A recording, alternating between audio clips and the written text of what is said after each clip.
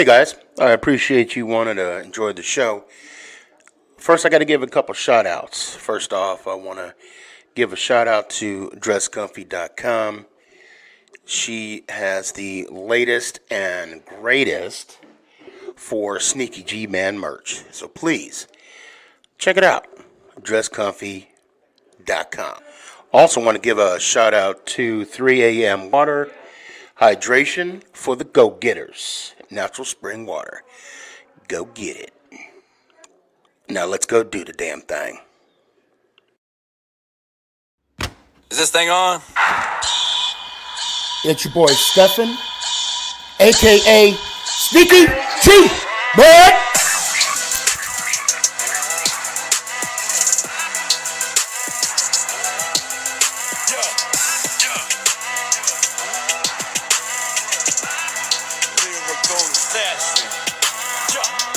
Let's go Giants!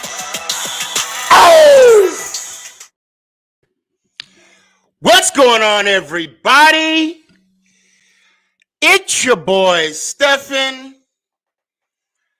aka Sneaky G, bud. How y'all doing tonight? Everybody doing good? So check this out. Tonight, we got a special guest. And tonight, there are no excuses. Tonight, there's no more ducking. Tonight is the night. And unfortunately, it was canceled. I'm sorry, guys. And the show is... I bet... No. It's not canceled. It's not. I had to do it, though. I had to do it. Tonight's the night. Is Eli Manning Hall of Fame worthy? And you know what? I don't mean to put OJ Sports on the on the spot here. He is more than welcome to stay the host show. If he has some other commitments, by all means, no harm, no foul. To me, he already showed up, and I already showed up.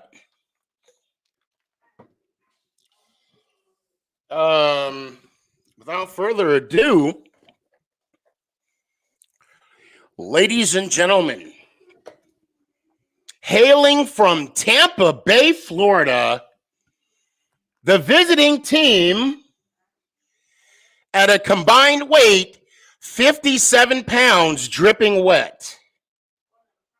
Yes, 57 pounds dripping wet. At height, I think he's like 5'1", give or take. He's cussing me out right now. Ladies and gentlemen, I bring to you the one who says he knows sports. J _ no sports. NFC champions, man. You know the vibes. I wish you know the vibes, man. I wish I had a sound bar. I swear I would have had it. Thank you. Thank you for having me, by the way. Oh, of course. I mean, we got to. We got to settle this once and for all. The topic of the day is Eli Manning worthy of the Hall of Fame. Now, before we get started, the debate, which my people don't even know I'm doing this, but I'm going to do it anyway, is brought to you by none other than dresscomfy.com, the latest and greatest for Sneaky G merch, and 3 a.m. Water. the hydration for the go-getters. By the way, I just want to say something. If you see me looking away, I'm actually looking at my TV, which is where the screen is. It's a lot bigger. So the camera's here, but the TV's here, so I can look at you. So, but I'll be sure to go back and forth. So I'm not looking away from you if you see me looking over here. That's actually where I'm looking at your TV. Oh no, it's disrespectful. It's straight up disrespectful. Okay, so now let's go ahead and get started. Since I'm the whole team, I will defer to the second half. Sure. So the question I have for you is Eli Manning Hall of Fame worthy? Wait a minute. Do you just want to go through your whole spiel? Yeah, I could go through my whole spiel. Do you want a timer? I mean, how do you? This is what we could do. We could, if you want, you could time it. But I'm about to go. I'm gonna have an opening statement. Okay. And then you can do yours. But in the opening statement, I'm gonna lightly present my case, and then I'm gonna really go in. You could rebuttal. I'll rebuttal, and then closing statements, and we could do that. Unless you have a better format. I mean, it's however, I was going to basically let you state your case, and then we could do whatever, however you want to do it. It's fine with me. So I'll tell you what, go ahead. All right, ladies and gentlemen, and the jury that is before us, you guys know me as OJ Knows, but what you guys don't also know is that I am a lawyer, right? And on trial is Eli Manning. He stands accused of being a Hall of Famer based on his worthiness in the NFL. And I'm here to present my case to let you guys know that he is 100% not guilty of being worthy of the Hall of Fame. So when I'm done with presenting my evidence, he will be acquitted and he will go on and live his life. And he has a good life, but that life will not include a Hall of Fame. So let's get into it. Wait, I don't mean to interrupt. Or as you would say, let's talk about it. There you go. Let's talk about it. Let's talk about it. So one of the biggest fundamental questions we ask ourselves, or we ought to ask ourselves when thinking about the Hall of Fame is, can we tell the story of the NFL without this player? Can you tell the story of the NBA without Kobe, without Jordan, without LeBron? No, you cannot. Can you tell the story of the NFL without Peyton Manning, without Tom Brady, without Aaron Rodgers? Absolutely not. Can you tell the story of the NFL without Eli Manning? 100% you can. And it might be a better story too. All right. So let's talk about it. The very fact that I'm on Sneakyg's podcast debating whether or not Eli Manning is worthy of Hall of Fame speaks to the notion that it's not clear. It speaks to the notion that it's gray. And I hear a lot of sports analysts say, you know what? If it's gray, if it's debatable, if you have to think about it, then they're not a Hall of Famer. So that's one of the biggest points that I want to drive home today. If you have to think about it, then they are not a Hall of Famer. And this very debate speaks to that. And I'm sure most of you, even those of you that are on the side that Eli Manning is worthy of Hall of Fame, I'm sure you guys can really reasonably come to the conclusion that it is debatable. He's definitely not first ballot, So that's one of the first things that I want to get across. Now, do you want me to keep going? Because I got a bag. Or would you like to go? That was more or less my opening statement. I could keep going. It's up to you. Let me know.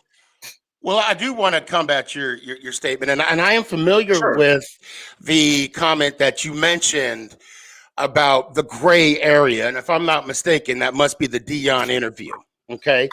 Now, also to your point, the gray area in that same interview, Dion stated in his beginning statement of the criteria Mhm. of the Super Bowl, he stated that someone that deserves to be in the hall, people would want to see and pay. Now, in that sense, obviously, people wanted to see and pay to see Eli play. And I'm not just talking about the Giants fan base. I'm talking as a collective. People would go to the stand, and it's easy to argue and say that people wanted to see the Giants play. But why do they want to see the Giants play? I mean, I can answer that They easily. want. Well, I mean, they may want to see Strahan. They may want to see, Brandon Jacobs. But they also want to see the man in charge, and that's the two-time Right. Super Bowl MVP, Eli Manning. Which you should not have got them either way, but we'll get into that. And we can also say Beckham when he was in there. But to just to kind of bring to light of what you mentioned, which is true. But then also, Dion also mentioned, and I know I don't want to get too far on what he said because. And by the way, it's not just Dion; it's multiple people. Michael Irving has said this. Right. Well, I mean, we can easily say why Michael Irvin said what he said. But to Dion's point, I mean, he mentioned, Barry Bonds and baseball and the whole issue with steroids. But then he said, before Bonds did what he did, he got 3 MVPs, and it's an agreement. I think we can agree that to get that recognition of being in the Hall of Fame, it's a collective. So yes, and I don't want to. We don't have to. We're not going to talk about Barry Bonds, but I'm just saying. True, Barry Bonds was a superstar prior to that. But I don't want to make. Let me ask you this, Sneaky. Are you saying that because there was a high demand to see Eli Manning play, that alone justifies a nod to be a Hall of Famer? I'm not saying that. Dion said that. Gotcha. Okay. All right, well, go ahead. Continue. To that, so just real quick rebuttal to that, I would say this. I think from a demand standpoint, and I've been watching the NFL since 1999, so a decent amount of time, over 20 years. I would say that the quarterback that people have wanted to watch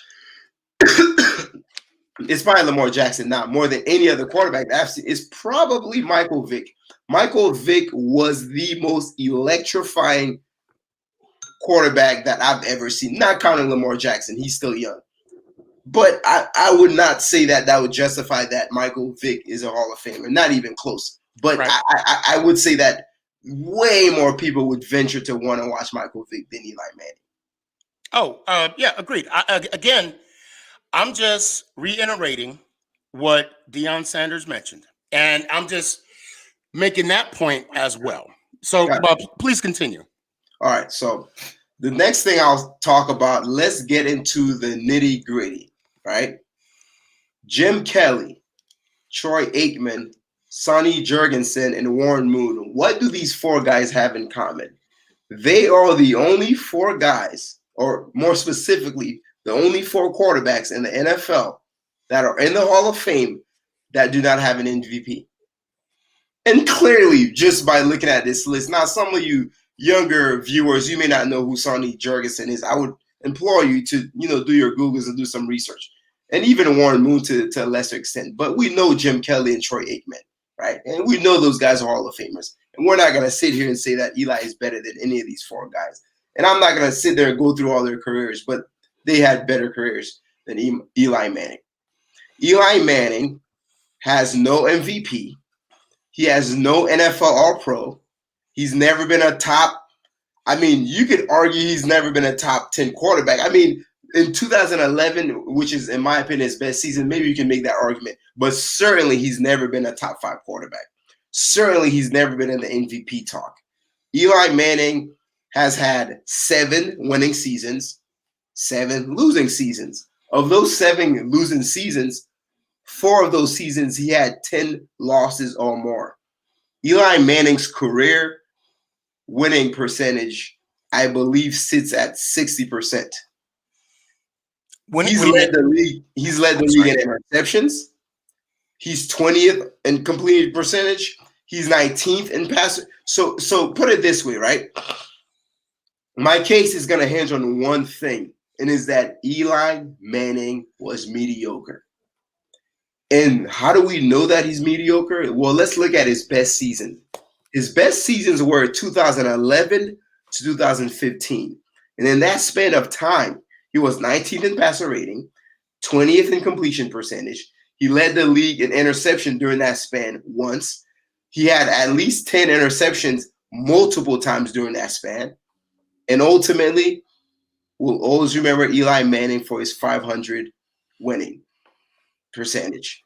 I believe it's 117 wins and 117 losses. You can't make this stuff up. You can't make this stuff up. And the last thing I'm going to say about Eli Manning, as if this case is not closed, shut already, is that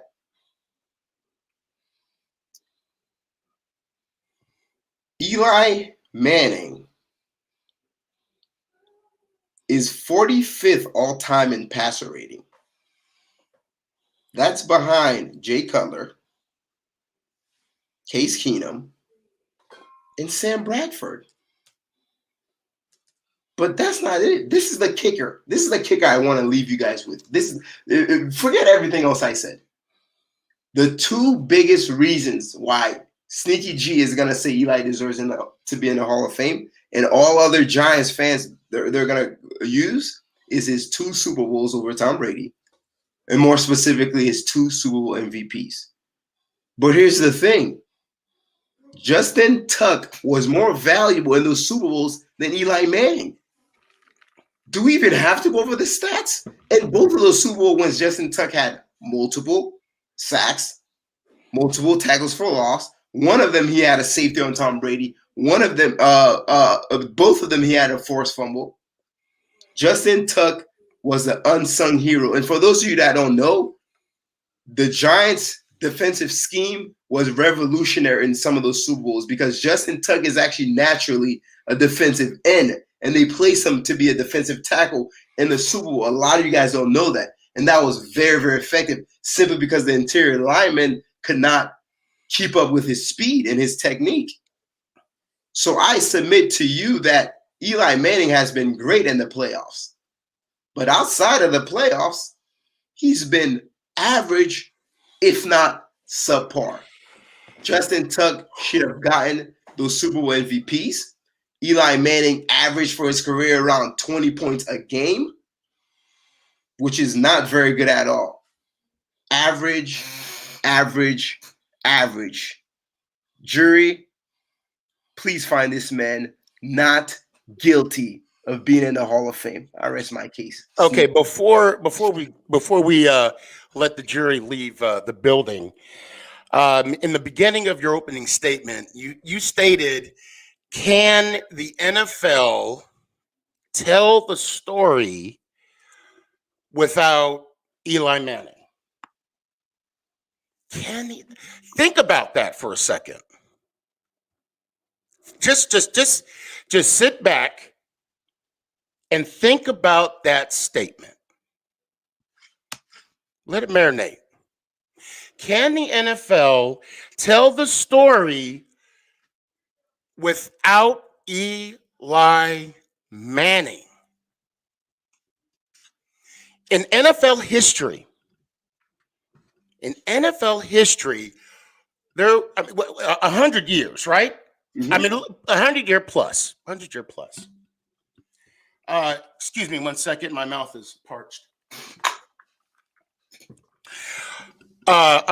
In the 100-year history in the NFL, and let's go further. In the Super Bowl era, okay, there have been 2 regular season undefeated teams. There had been 2 undefeated regular season. One team went undefeated, went 17-0 from beginning to end. See, you already know that. And I didn't even have to go in any further.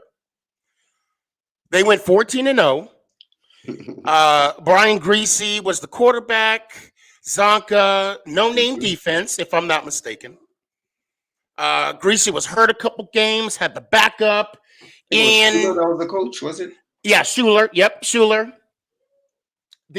Okay, I'm digressing a little bit. The only thing I see wrong with that undefeated team is they should have had a better Super Bowl ring. Okay, I just got to throw that out there. They should have had a way better. Anyway, the second team to go undefeated was the 2007 New England Patriots. And you're right. The Giants' defense was revolutionary. Steve Spagnuolo. I call him Spags because we're homeboys. He put on a defensive game plan. That was a generational. That confused, undebatably, the GOAT. That's without question. But you know what? Strahan, Mitchell, OC, Tuck, OC. We could talk about that game forever. Now, JPP. JPP wasn't on that one. He was on the side. The reason why I bring that up, I mean, you cannot tell the NFL story without the helmet catch. You cannot tell the story of the NFL without the scramble that Eli, which Strahan was quoted saying that he had two left feet, found the way to break the pocket. And just so you know, David Tyree's catch not only is, this is opinion, the greatest catch in NFL history, but it was his last career reception. Go ahead. No, because I get confused. The David Tyree catch, is that the helmet one? Because there's two. Manningham was the sideline one. The Manningham, was the second one. Okay. I just want to make sure. I always get those two mixed up. All right, gotcha. Yeah. So there is no way you can tell the NFL story because someone who doesn't know sports, they're going to say, oh, there were two teams that went undefeated. Now there's only one, but then the second one lost in the championship game. And then, oh, well, how'd they lose? Oh, man, they had this one quarterback who was slower than molasses, running around, almost threw the ball to his lineman, threw it to and arguably, Harrison, you got to tell Harrison, we got to agree. Harrison is one of the, if not top 5 safety corner. I don't care what you want. That dude is a brutal player. And he was a victim. He says it at least. Every time I see him on a podcast or NBC calling sports, he still has dreams about that play. And he's already won 2 Super Bowls. He already has rings.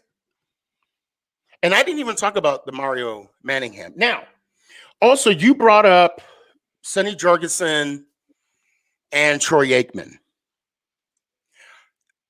The thing that, let's talk about Sonny Jurgensen, formerly known as the Redskins quarterback, career-wise, who's in the Hall of Fame, has thrown more interceptions career-wise than touchdowns. So for him to be in the Hall of Fame and have those numbers, it's astonishing to me. What was his? Hold on one second. Sonny Jurgensen. Okay, 255? Oh, so hold on. Where is it? Sonny. Hold on a second. I can't.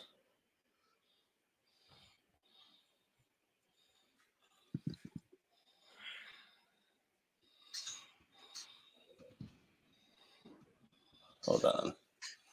I can't pull it up right now for some reason. But Troy Aikman. The thing about Troy Aikman, he hasn't thrown 25 TDs in his whole career. And for Eli, in his career,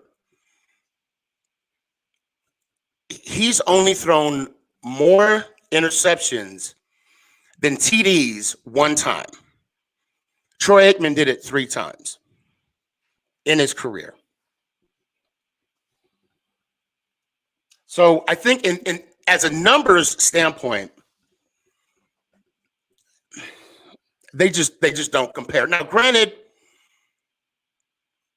Eli played a little bit longer than Aikman and Sonny Jurgensen, and combined with his regular season record being 17-17, but when you add his playoff wins, it's 125 to 120, therefore breaking that 500 mark. Please continue. All right. But would you say that Eli is better than those guys? I mean, you did mention the interception thing with Jurgensen, but I mean, I could sit there and bring up his stats, man. We can talk about, some of his accomplishments and things of that nature, and his accolades far superior to that of Eli Manning. And I do love how you didn't even bother bringing up Jim Kelly and Warren Moon, because that was smart of you, because Eli's not going to do it. Well, the reason why I didn't bring up those two is that they didn't win the Super Bowl. They don't have the rings. Now if we want to say, we want to include Warren Moon's 5 Grey Cups, I mean, we could do that. I mean, then that'd be a different conversation. Because he won 5 straight. Right. But, I mean, if we're talking about the NFL, and if we're talking about the whole resume as a whole, yes, Warren Moon, I mean, he was a bad man. I'll give it to him. Forget the resume. Forget Super Bowls. Forget all that. What does the eye test tell you? Warren Moon was better than Eli. I mean, that's not really debatable, right?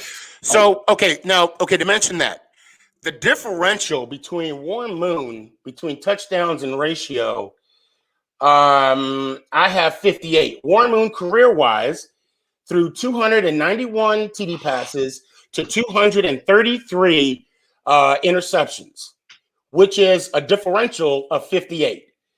Now, Eli threw 366 TDs to 244 with the differential of 122.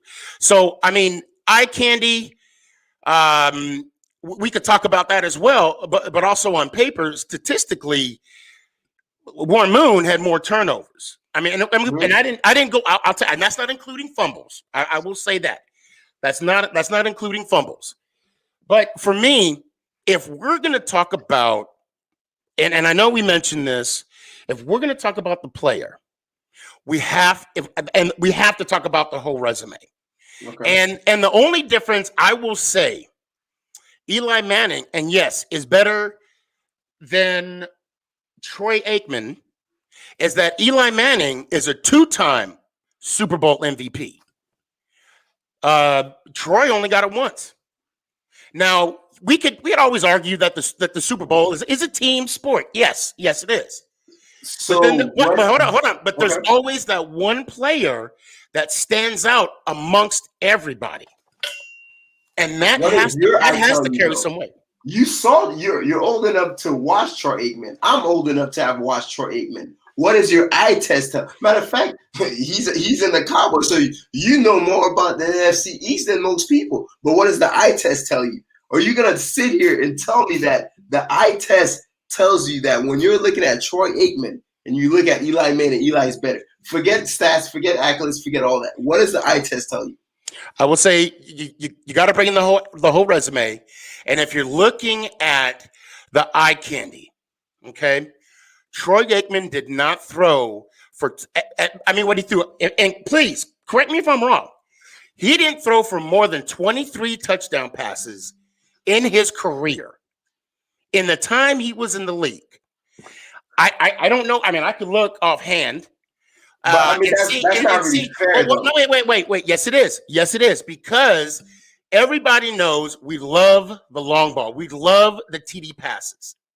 We love seeing, well, of course, not me, but people would love seeing Michael Irvin, the playmaker, do his little dance in the end zone.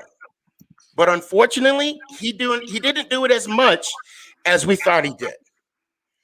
So if we're looking at eye candy, if we're looking at, Eli now, and I'm doing my best to be biased, because another story that you have to say with the NFL that I hate bringing up is that 3-finger catch with Beckham. We lost the game. That's the reason why I hate bringing that up. But that pass that Eli threw. And if we're going to talk about the NFC Championship game with Eli against the 49ers the second time, getting beat up, but then finding the endurance to step in the pocket, realizing that San Fran is playing a cover 2, deep cover 2, and he hits Mario Manningham with a skinny post. That was pretty. And then there was multiple times where the one that stands out for me against the Eagles was when he threw that game-winning touchdown pass to Plexico. It is? The reason why it's so hard to justify that Eli is worthy as a Hall of Fame, you're proving us why. Because what you're doing is you're cherry-picking moments, you're cherry-picking events, David Tyree, Manningham, the Super Bowls. But if you look at holistically, his entire career, excuse me, the data will show that he was average. And let me prove this to you. I'm going to prove this to you in a masterful way. I just want to ask you a question right now, and this shouldn't take much thinking. Do you think that Jay Cutler is a Hall of Famer?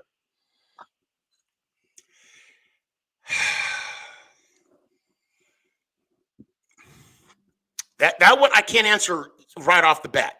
To me, because okay, when you ask me that, right? When you ask me that, I immediately think, what did he do for the Broncos? What did he do for Chicago? What did he do? And I actually saw Jay Cutler play live in Seattle one time. What did he do at the time he was in Miami? Nothing really, but besides him having an arm, besides him having a gun, nothing really stands out. I don't even remember Jake Cutler winning a division. And please correct. Wait, I think he did win the division once. He had to have, because I remember Aaron Rodgers. That was the one NFC Championship game that Aaron Rodgers won, and he was playing in Chicago. So I digress. He's not a Hall of Famer. He did. But I mean, I just can't. And the thing is, I recognize that these athletes put in time and effort. So I don't want to be that one guy to quickly make a decision. But I'll say this to you: if you were to say Phillip Rivers, without a doubt, and I know, and I'll go back to the Dion interview. He says longevity. I wouldn't go with longevity. The reason why I would say Phillip Rivers is, and again, we got to bring up the whole resume. And you were talking earlier about Eli not being a top 10 quarterback, but the truth is, Eli is a top 10 quarterback in touchdowns, completions, attempts, and yardage. And I know, and I know you heard me say this. I know for a fact that you know who Joe Montana is. Would you consider Joe Montana one of the greats? 100%. So okay, all right. And I the reason why I'm interrupting you, because we both agree that Joe Montana is one of the greats.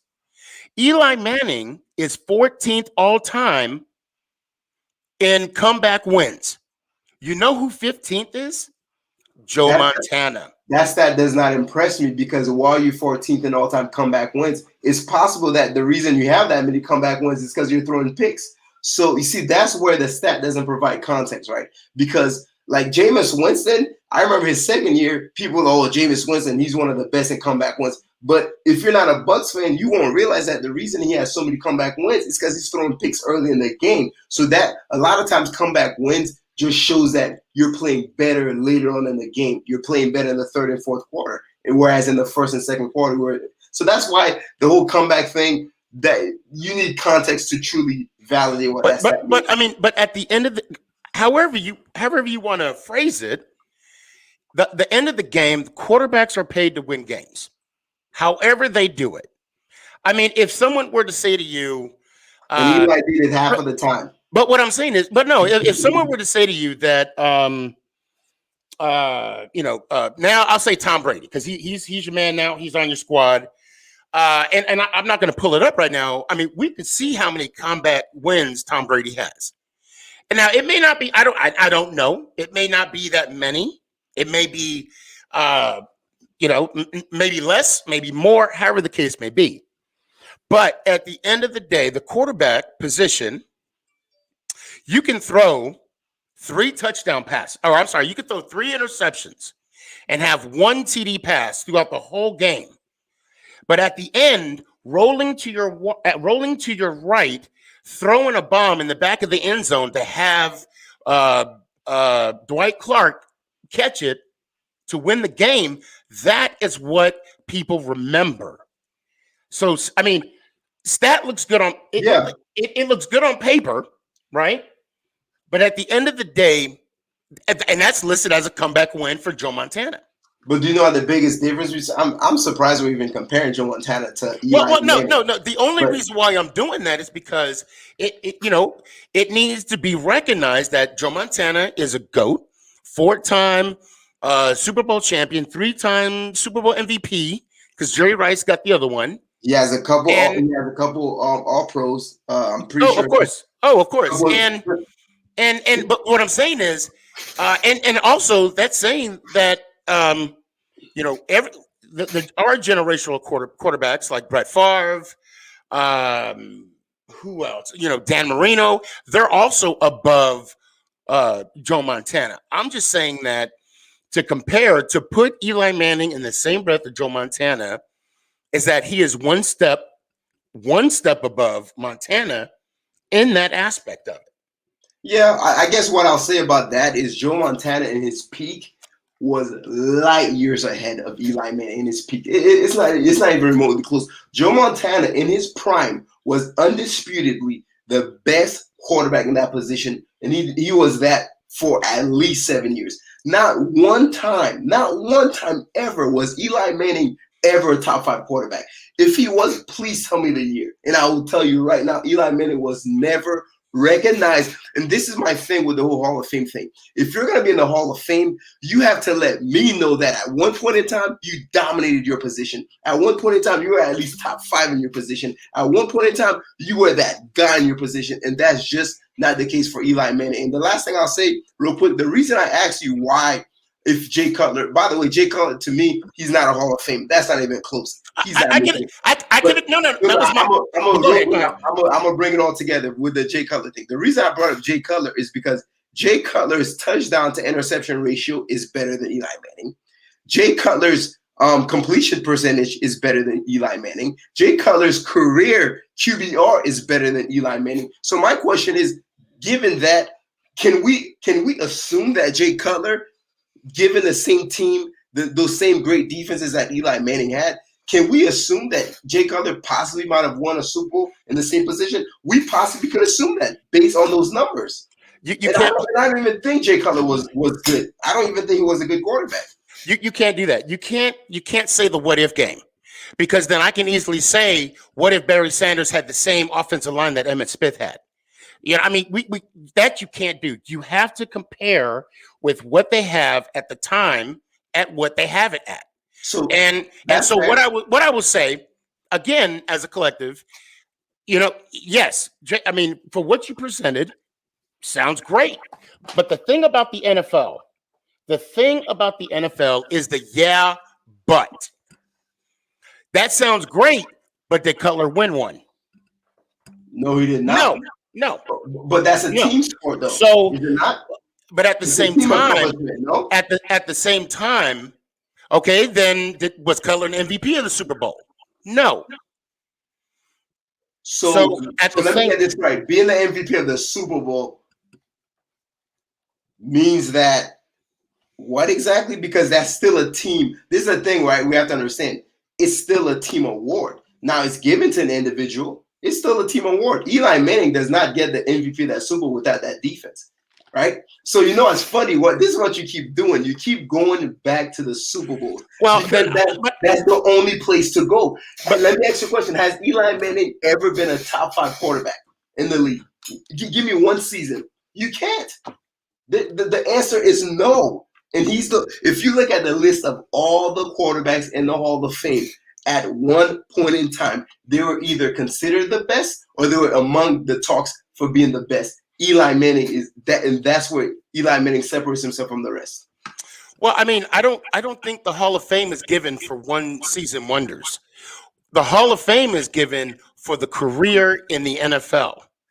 And you brought up a good point, and that's something that I did not look on because that's irrelevant to the point. You have to look at the collective as his whole resume as a whole. Correct. So, but at the same time, what's Jake Cutler's playoff record? What's Jake Cutler's? I have no idea, but I'm just throwing it out there because Eli had way more playoff games than Cutler. Well, he did. Cutler probably had like 5 or less playoff games, if that. You know what I'm saying? My argument is not that Cutler is better than Eli. I don't think that's the case. That's how it's being presented. And again, like I said, in this league, championships matter. At the end of the day, the championships matter. They do. We want to bring up, Warren Moon, Sonny Jorgensen, Jim Kelly. It's one of those things that it's a yeah, but. And it's one of those things. I mean, going to the Pro Bowl is great. Getting MVP is great. Getting first team, is great. It looks good on Wikipedia. But at the end of the day, it depends on what you have on your fingers. I mean, you got to tell me you have Tom Brady. A ring argument. He has. Well, it is because when you see those 6 rings, I'm gonna blow your mind when you're done with this. With what I'm about to say next. Okay, and you got to tell me too. Everybody had that. Everybody had that poster with Jordan with the 6. Go ahead. Check this out, right? If you remove all of Tom Brady's 6 rings, Tom Brady's been in the Super Bowl 9 times. This is his 10th time. If Tom Brady is 0-9 in the Super Bowl, he's still the GOAT. He's still the GOAT. And I'm not even saying that because he's a Bucs fan. If Tom Brady has 0 rings, he's still the GOAT. There's a reason why Dan Marino is top 5 all time with 0 rings. Because his talent, it cannot be disputed. What he did, it cannot be disputed. It absolutely cannot be. Tom Brady's still the GOAT to me without the rings, right? And so here's where we have to put things in context, right? Here's where we have to look at. This is the thing with Eli Manning, right? I get the rings. The rings are good. The rings are important, right? But the rings is a bigger indicator of overall team quality than it is of individual quality, right? And what I mean by that is you can have a bad team, well, not necessarily a bad team, but you could have a team that's not necessarily stacked, and then you still win a Super Bowl, right? Or you could have it vice versa. So to me, things like completion percentage, QBR, all those things, they speak more to the individual. And then other accolades like Super Bowl rings, they speak more to what the team accomplished. Now, I will say this, though. Eli Manning, I'll give him that, man. You can argue that he deserves the lion's share of credit for the Super Bowls. Why? Because he was the quarterback. And guess what? The quarterback is the most valuable variable in winning the Super Bowl. I just happen to believe that Justin Tuck was a bigger factor in those Super Bowls than Eli Manning. And I will never agree on that, or whatever the case may be. That's fine. But to me, when I'm looking at the totality of the Hall of Fame, and I'll give you an example, right? I look at Frank Gore. Is Frank Gore Hall of Fame? That's the debate that's going on right now. I think he's going to retire if he hasn't already, right? Will he be a Hall of Famer? And to me, in my opinion, no. And I love Frank Gore. I've followed Frank Gore since he was in UM. But the thing about Frank Gore, his career went like this, right? It was never high. It was never low. It was just a longevity, a very long career. And his career reminds me of Eli Manning. Eli Manning's peak was 2011. That was his absolute peak. And that peak was just, it wasn't crazy, man. It was decent, but it wasn't good enough to be top 5. So for me, I asked the question, during the regular season and in general, did your peers ever consider you to be among the elites? And the answer to that question is no. Now, if you want to say that, oh, by the way, you want to get if you get rings, then you deserve to Hall of Fame. Then if that's what we're doing, then Brad Johnson should be a Hall of Fame, right? If that's what we're doing, then who else was Trent Dilfer should be in the Hall of Fame if that's what we're doing, right? So, because there's a couple guys I can name you, man, that got rings and things of that nature through no fault of their own, you know. So. And most people would say that the Giants, man, a lot of that was the defense, man. If we're being completely honest, he wasn't blowing out those Patriots games. He wasn't blowing out the Patriots. The Giants played very good defense. I think one of the scores was like 17-14. I don't remember the other scores, but it wasn't 21-17. Yeah, Eli wasn't necessarily like tearing it up, but I give Eli his props. I don't want to come off as a hater. That pass. People talk about the David Tyree pass as one of the greatest passes. To me, it's the Mario Manningham one. It's not even remotely close. This is why. Because the David Tyree catch was a better catch than it was a pass. But what he did, Mario Manningham, with the safety dropping, putting it on his outside shoulder while he's going towards the sideline, to fit that pass with that much precision while he's being pressured was immaculate. One of the greatest passes of all time that I've ever seen in my entire life, bro. And I watched it live. I'll give him that. I'll give him all the props for that. That was amazing. But ultimately, that's one moment. That's one pass. But when you look at the totality of his career, and you look at the numbers, man, the numbers scream average, man. The numbers scream average. And the only way to combat the fact that the numbers scream average is to bring up rings. That's the only defense you can, anyone that's an Eli apologist could bring up is the rings. Because if you look at all the numbers, then it's like, well, you know, and believe it or not, man, I'm not that big on rings. And I'm the last thing I'll say, this is how you guys know I'm not that big on rings. You can go back to my TikToks. And why do I say my TikToks? And I've made at least 3 posts about this. I have said that Aaron Rodgers is the best quarterback that has played this game, but Tom Brady's the greatest quarterback that's played the game. Why? Because I'm separating talent and productivity over accolades and all these other things, right? Tom is the GOAT because not only talent, he's very talented, but he also has accolades. He also has everything else. But if you remove everything and just pure face value, purely just the eye test, then yeah, you could argue that Aaron Rodgers is the better quarterback. And I use that same metric, that same consistency with Eli Manning. Because when I'm watching Eli Manning, average dude to me. And then the numbers say that. But again, with Eli Manning, you also have to bring up durability. That's 210 games, not missing a snap in this day and age is hard to do.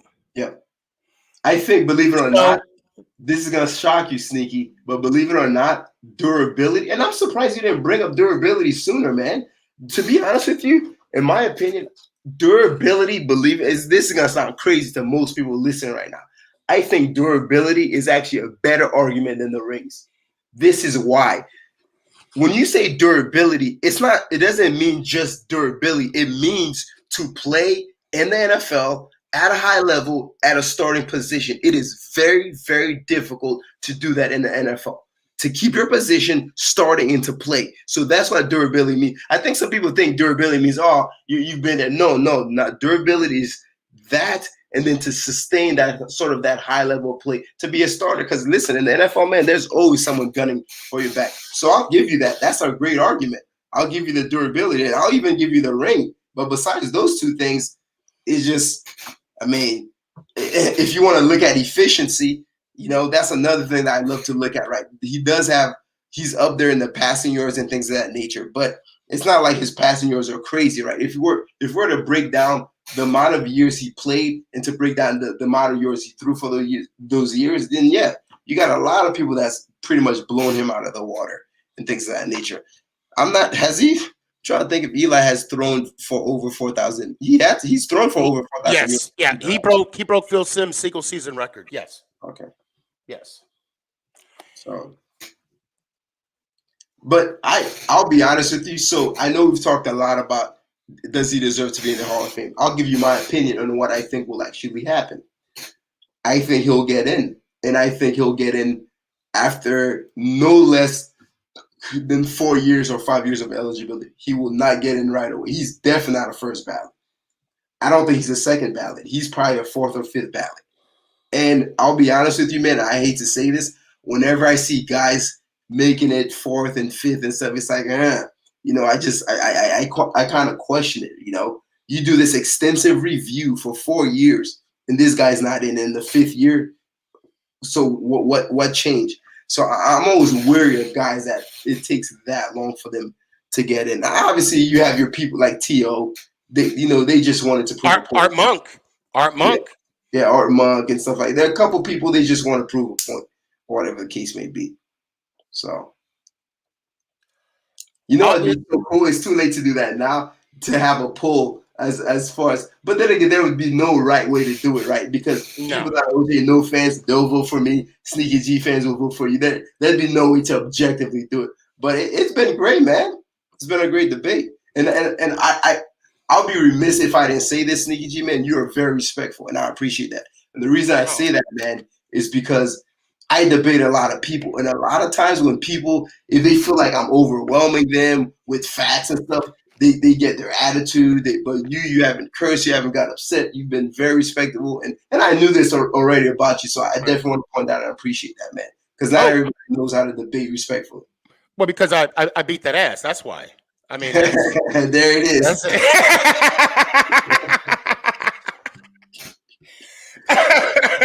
You gonna make me calm down? I was trying not to laugh when you said that. He's like, "You're being very respectful." Okay, well, now I'm gonna be disrespectful. Right on cue.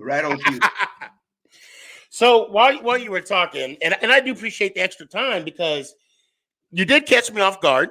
I did not. I mean, that crossed my mind. Should I see what seasons out of his 16 years? Was he in the top 5? But I didn't want to focus on seasonal accolades. 4-time Pro Bowler. I mean, that's a given. But at the same time, as we were talking, I only got to 3 years. So there were 3 years that he was a top 5 quarterback. 2010, 2011, and 2014. Really? You sure you want to go that route? You do not want to go that route. I'm just saying what I looked up. Now, all right. So what were those years again? So I got 9, 10, 11. No, I got 2010. So he was, hold on a sec. So he was 8th in completions, 8th in attempts, 5 in yardage, 4th in touchdowns.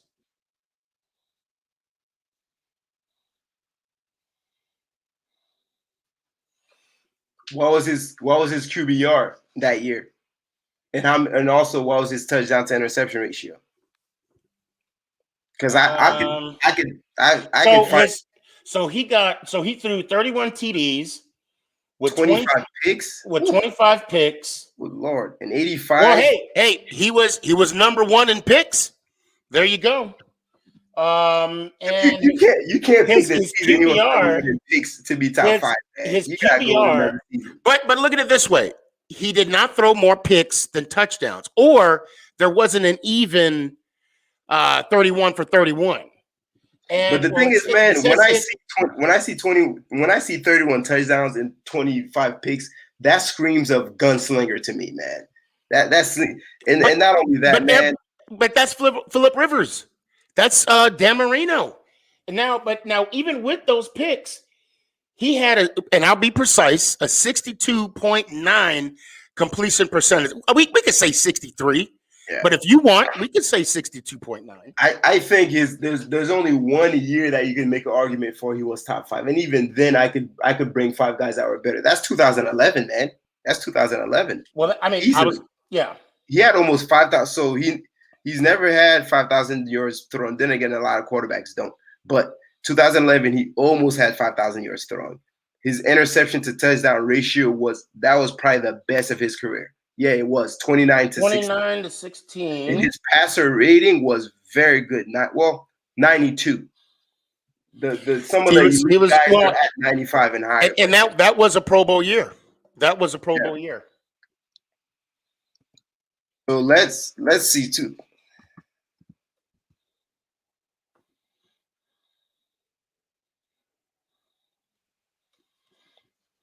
I mean, not to throw a shot at Pro Bowl, man, but because there's some fan vote and media voting and some of that, it's just I personally respect NFL All Pro a lot more. In the same way for NBA, I respect All NBA way more than the All Star, but that's neither here nor there. Not the postseason, the regular season. Come on.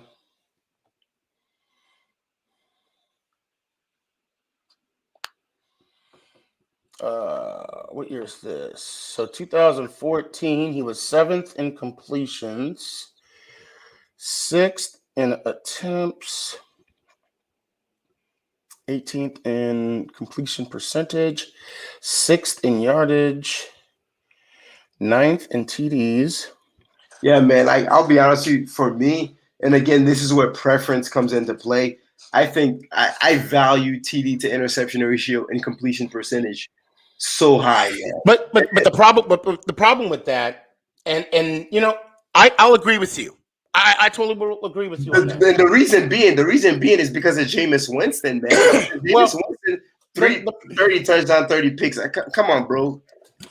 So they're out of the quarterbacks that are in the Hall of Fame right now. There are 1, 2, 3, 4. Oh, and I misspoke on Sonny Jorgensen. I want to have an alibi.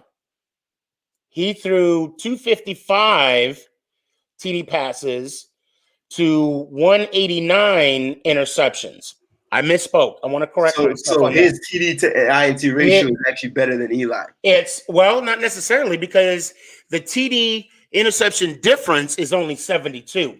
When again, Eli's is 122. Yes. Now, for a quarterback, let's bring up. I mean, because I like you, I got notes here. Joe Namath got the one Super Bowl MVP, but he is negative 47. 173 touchdown passes to 222. Well, I'm sorry, to 220. So I can speak to Joe Namath already, because I knew that out of those guys, I knew that you might bring up Joe Namath. But the thing about Joe Namath is a lot of his career, half, if not more than half of his career, was in the AFL. And he completely dominated the AFL. Like when he played in the AFL, he was hands down the best quarterback in the AFL. So Joe Namath got in the Hall of Fame long time ago. So I could reasonably say the bar was a little bit lower. It wasn't really the Super Bowl era, and he just dominated the AFL. So that's more of an outlier. But I get what you mean. But I mean, but then again, even though they were the AFL and the NFL, the Hall of Fame, it's a collective. Yeah, it's a collective. It's a merger. Yeah. So it all counts. The reason I brought the AFL is because before the merger, while he played in the AFL, Joe Namath was hands down the best quarterback in the AFL. Hold on a second.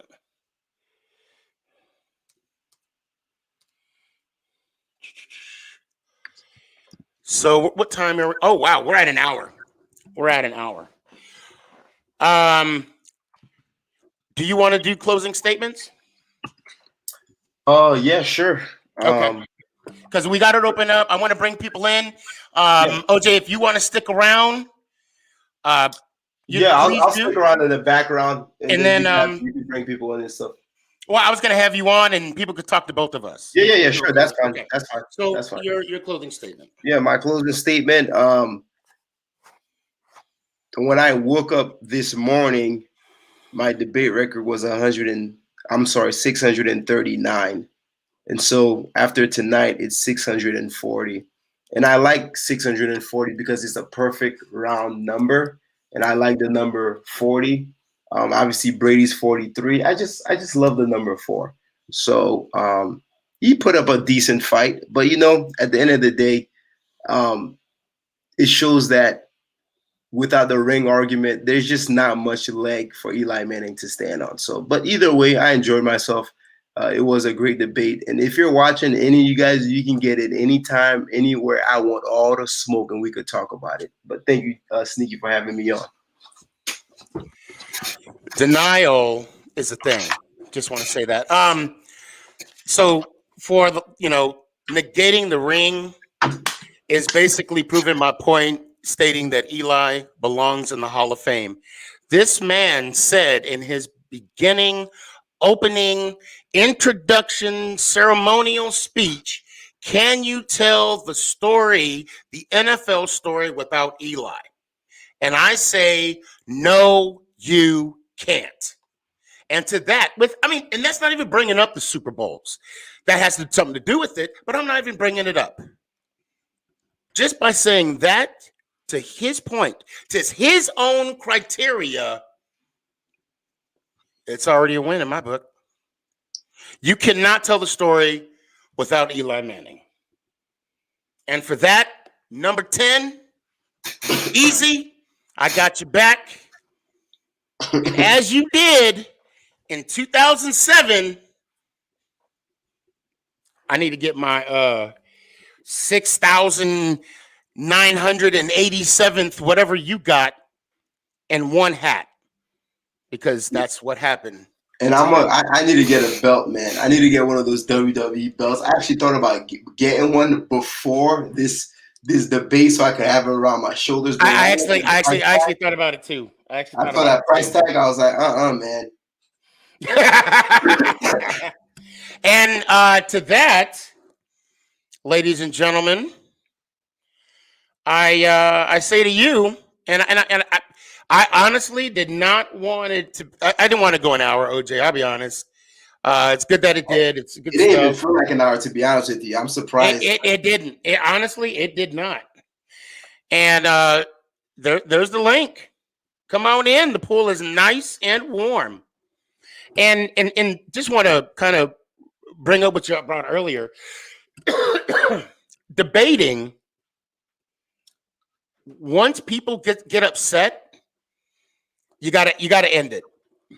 Yeah, and it shows that they've lost. Like the minute, I think it's okay to get upset, but once that upset turns into frustration and disrespect, that you've lost to me. That for me, if you're gonna treat me a certain way, right. me, you've lost already. Well, and also you can't go on because now emotion is getting in place.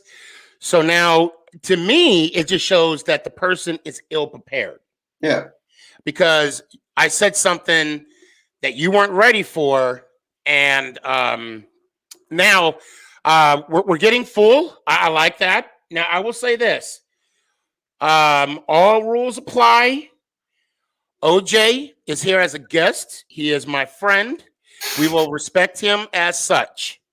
Okay? The only person that can give him shit is me. Oh, and that, the other one, is me. I'm the only one. So looks like night sports. You're waving your hand. So here we go. Be respectful. Here we go. Whoops. Hold on. Why is it not? There we go. Hold on. How y'all doing? Hey, boss man. I just want to open up saying Sneaky definitely won. Thank you. And I like your New York Giants poster in the back there. yeah, I'm not trying to bring any bias into this, but And the hat. Eli Manning is top 10 in touchdowns, completions, starts, and all-time yards. He has 2 Super Bowl MVPs. He has better stats, Super Bowl-wise, than Dan Marino. And you let Dan Marino in the Hall of Fame. Oh, that's a bit of a stretch. That's Bit a of bit a of a stretch. It's a stretch because Dan Marino has been to the Super Bowl once. And I believe that was his second year. Sneakyg, correct me if I'm wrong. That was his second. You're right. I think you're Yeah, right. it was his second year, but he was not even in his prime yet. That's number one. Number two, so you can't compare 2 Super Bowls with someone in their prime compared to 1 Super Bowl with a second year guy. That's number one. And number 2, man, there's not one thing as a quarterback Eli did better than Dan Marino. Dan Marino had a stronger arm. He had a cannon. He had better vision. He had better accuracy.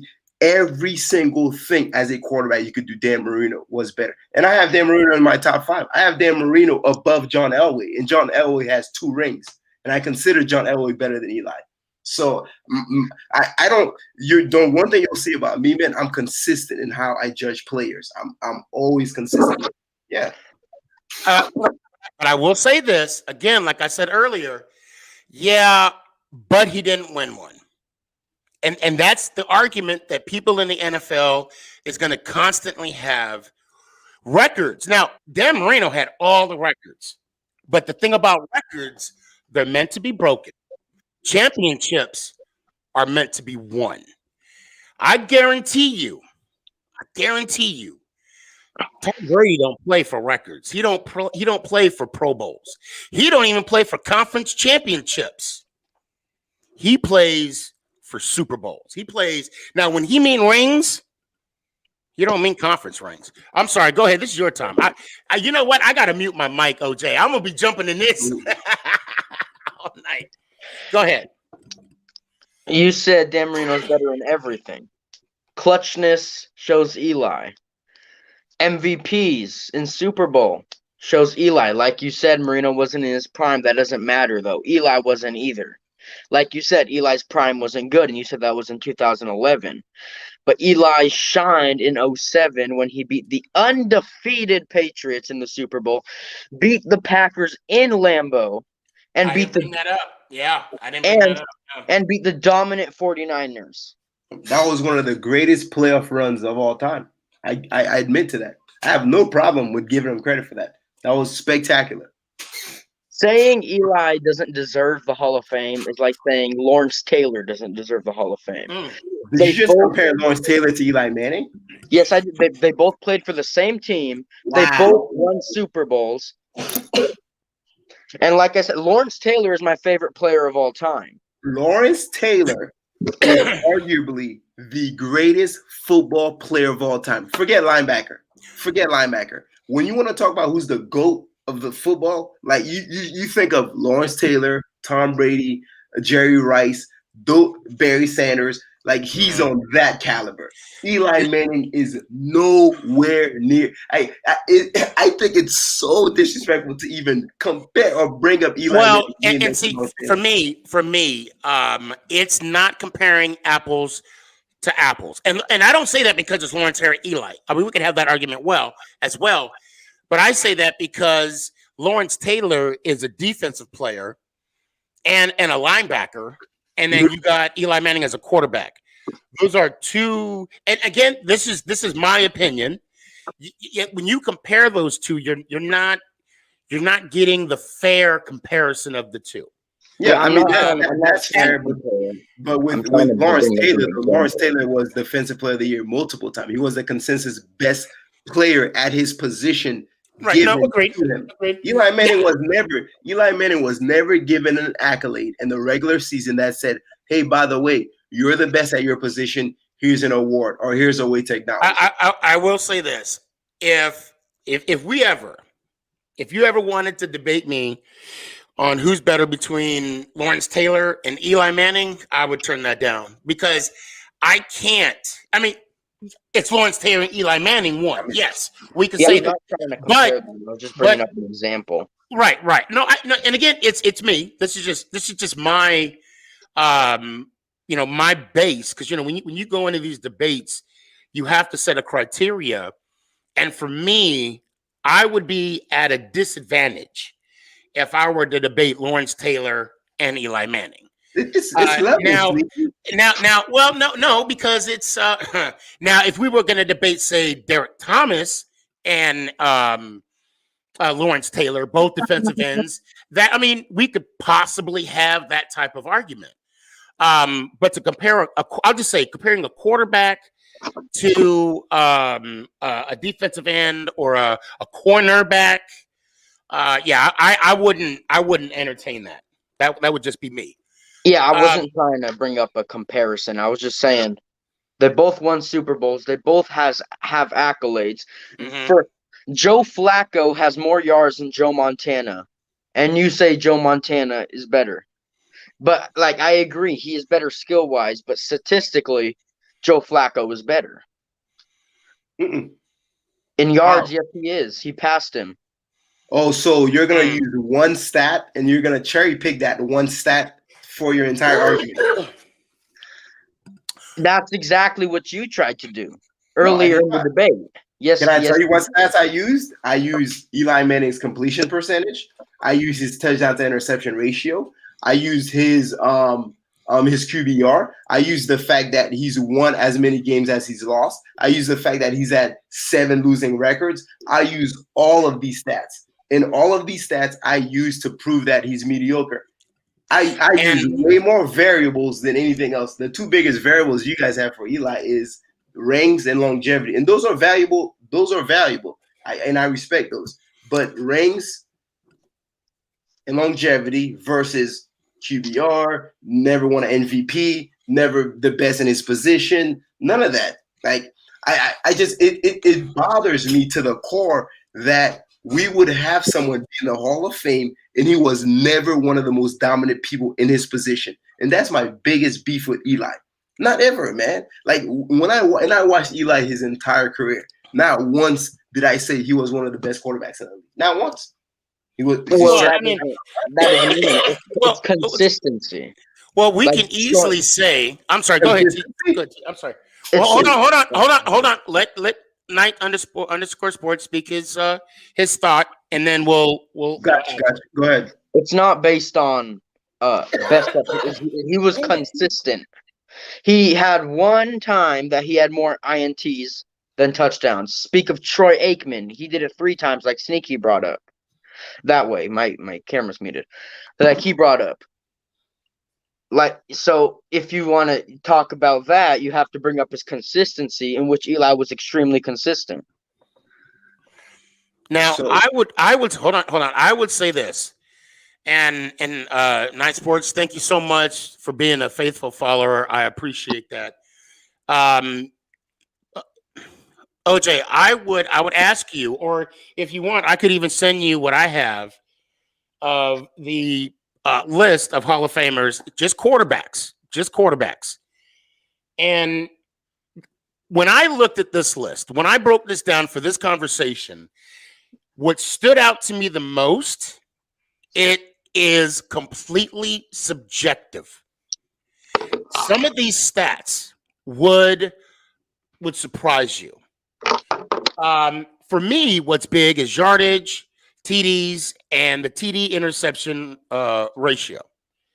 Hold on. Big Ant. Yep, he said it. It's all, well, I wouldn't say it's all opinion based, but I would say it's opinion based and subjective. Because in the long run, again, I want to bring up Deion's interview, which I don't want to talk about Deion. I don't want to say that. That's for another discussion. But for someone to make up a criteria for people to get in the Hall of Fame, where obviously there's no criteria or standard put in place, it's ridiculous. I honestly believe, I would say this, that Oh, but go ahead, OJ. Go ahead. I was gonna say real quick, there's no set criteria, which is good. Some of this should be open to interpretation, but the fact of the matter is there's some consistencies there, and one of the consistencies that we see is that upwards of 90% of the quarterbacks that are in the Hall of Fame either have won an MVP or either have an NFL All-Pro. What does that tell me? What does an MVP and All-Pro tell me? It tells me one thing, that these guys at one point in time dominated in the position of quarterback. So it's not by accident that it's only four times in the history of Hall of Fame quarterbacks that they did not win an MVP. Every single time, MVP followed by an NFL All-Pro team. So. Okay, so I'm looking here. Well, I'll tell you what. Can I say one more thing? So he's brought up consistency. So I want to address the consistency thing real quick, and you could go, right? So you say consistency. 7 winning seasons with winning record, 7 seasons with losing record.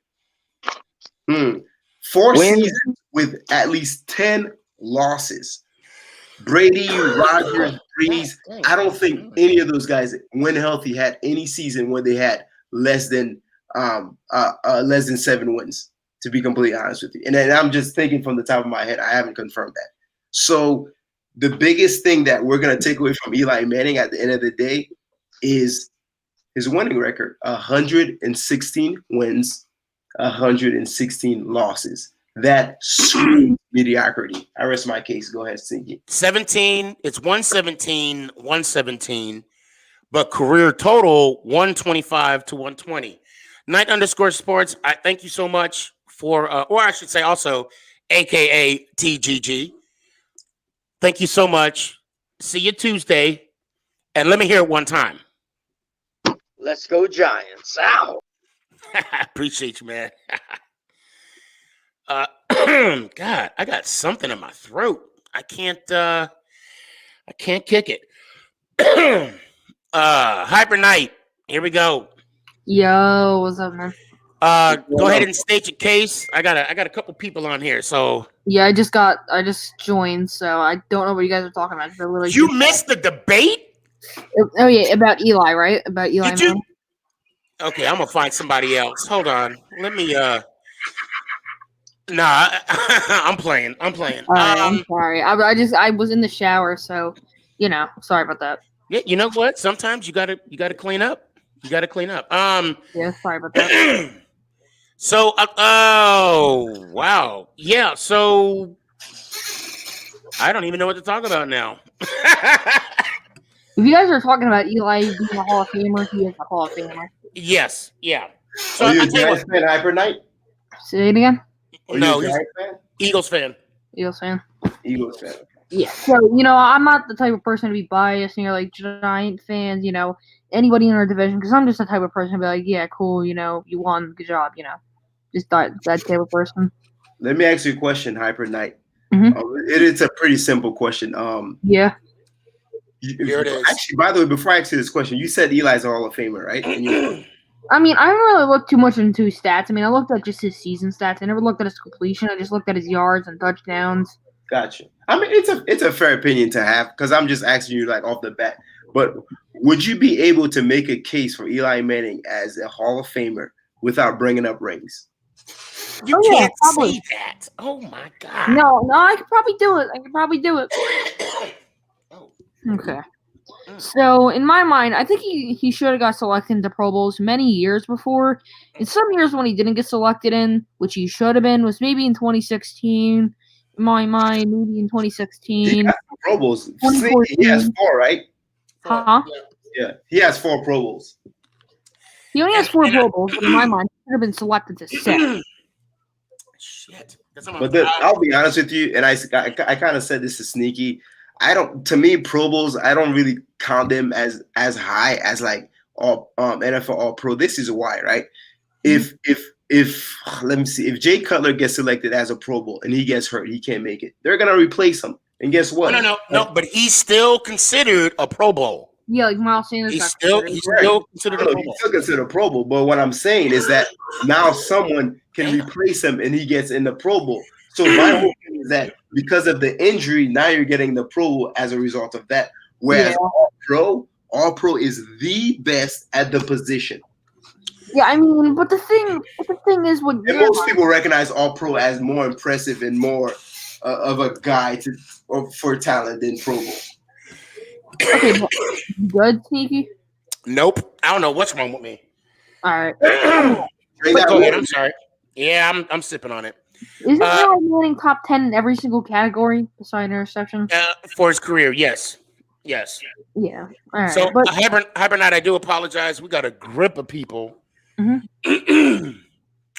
Let me hear it one time, man. Go Giants! Ow.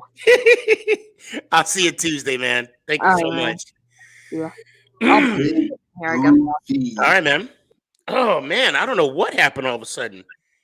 It's the taste of defeat. It's in your throat. So no, I just think the fact that the joy of victory is just stuck in my throat. I don't know what it is. Hold on. All right, Jacob, here we go, man. Oh, hey guys. I'm gonna give. Hey, yeah. So let me talk about this Cowboy fan right here. I like him. Wait a minute, Sneaky. Did you do any video or snitch his video recently? I don't know recently, but I did. Okay, hey, bro, I recognize you. I saw your video. Yeah.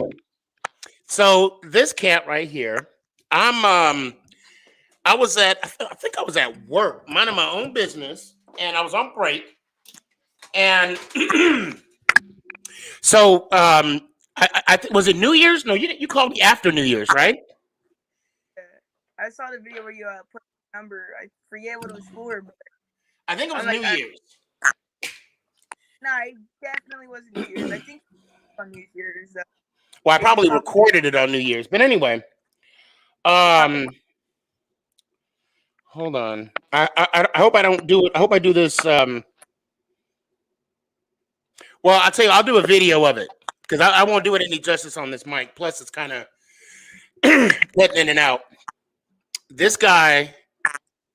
Hold on, I'll wait. I think he might be getting. He gave me a good compliment, and it's funny how it started because it was like he was like, "Hey man, I want to tell you about your content," and I'm like, "Oh hell, here comes the hate." You know how they start off, right, OJ? You know how they start off, and he was like, "It's pretty good." Threw me off guard. So we spoke a little bit this morning or this afternoon. And I had to thank him and thank you again for coming on. Did you watch the whole debate? Yeah, I watched a good portion. Okay, yeah, I mean, because we've been on for like 5 hours now. Do you got any questions for myself or OJ No Sports? Because clearly he doesn't. But do you? I just want to know, like, can't really like compare. I wouldn't really compare Dan Marino. You wouldn't compare the two, and why is that? Because like I feel like Dan Marino, like he's a Eli Manning. Eli Manning's not a Hall of Famer. I'm sorry. Okay, and why? And now when you say that, you got to state your reasons why. Yeah, but so you see, he wasn't. He would have winning seasons, but he wouldn't have winning seasons. Yeah, he had those goals, but he had what's it called? He was 7 for 7, and yeah, 7 for. Okay, now hold on. What I want you to do. So okay, you're when you enter something, right? When you put your feet in the pool like a debate. You gotta make sure your argument is ready to go. So and it gotta be, you gotta articulate it to where your opponents, because right now I'm your opponent, okay, can understand it. Okay, because right now you're on the side with OJ, right? And you made a statement where, I would have to defend. Now, you said, now let's just start over. Let's pretend we're not on the podcast. All right, let's just pretend we're not on. Lift the damn. We don't want to see that mess. We don't want to see that mess. So let's start over. Okay, let's start over. And I'm not picking on you. I just want to prepare you for the next one. All right. So you said you believe Eli Manning shouldn't be in the Hall of Fame. Okay, you already announced that. And then you said he was 7-7.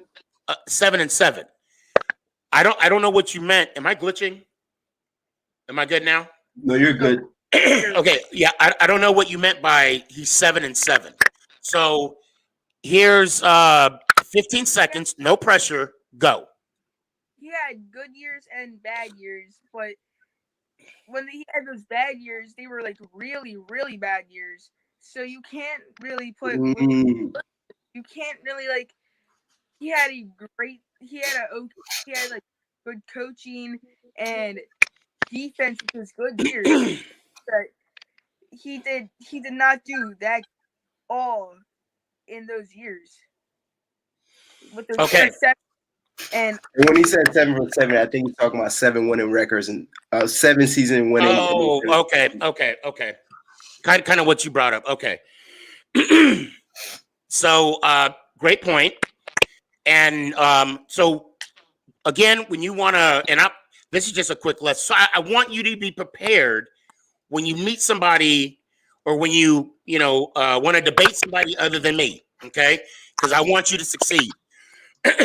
You gotta, when you said he had some good years and he had some bad years, you gotta articulate what those bad years were and what you consider those bad years. Like what statistically. Now, how I'm gonna come at you. I'm not gonna come at you full throttle. You're not gonna get the full sneaky. You're gonna get like 3/4, okay, which is still a lot. So you better be scared. So I will say to rebut your story or your statement is that in the years, so we're saying he had some good, some bad.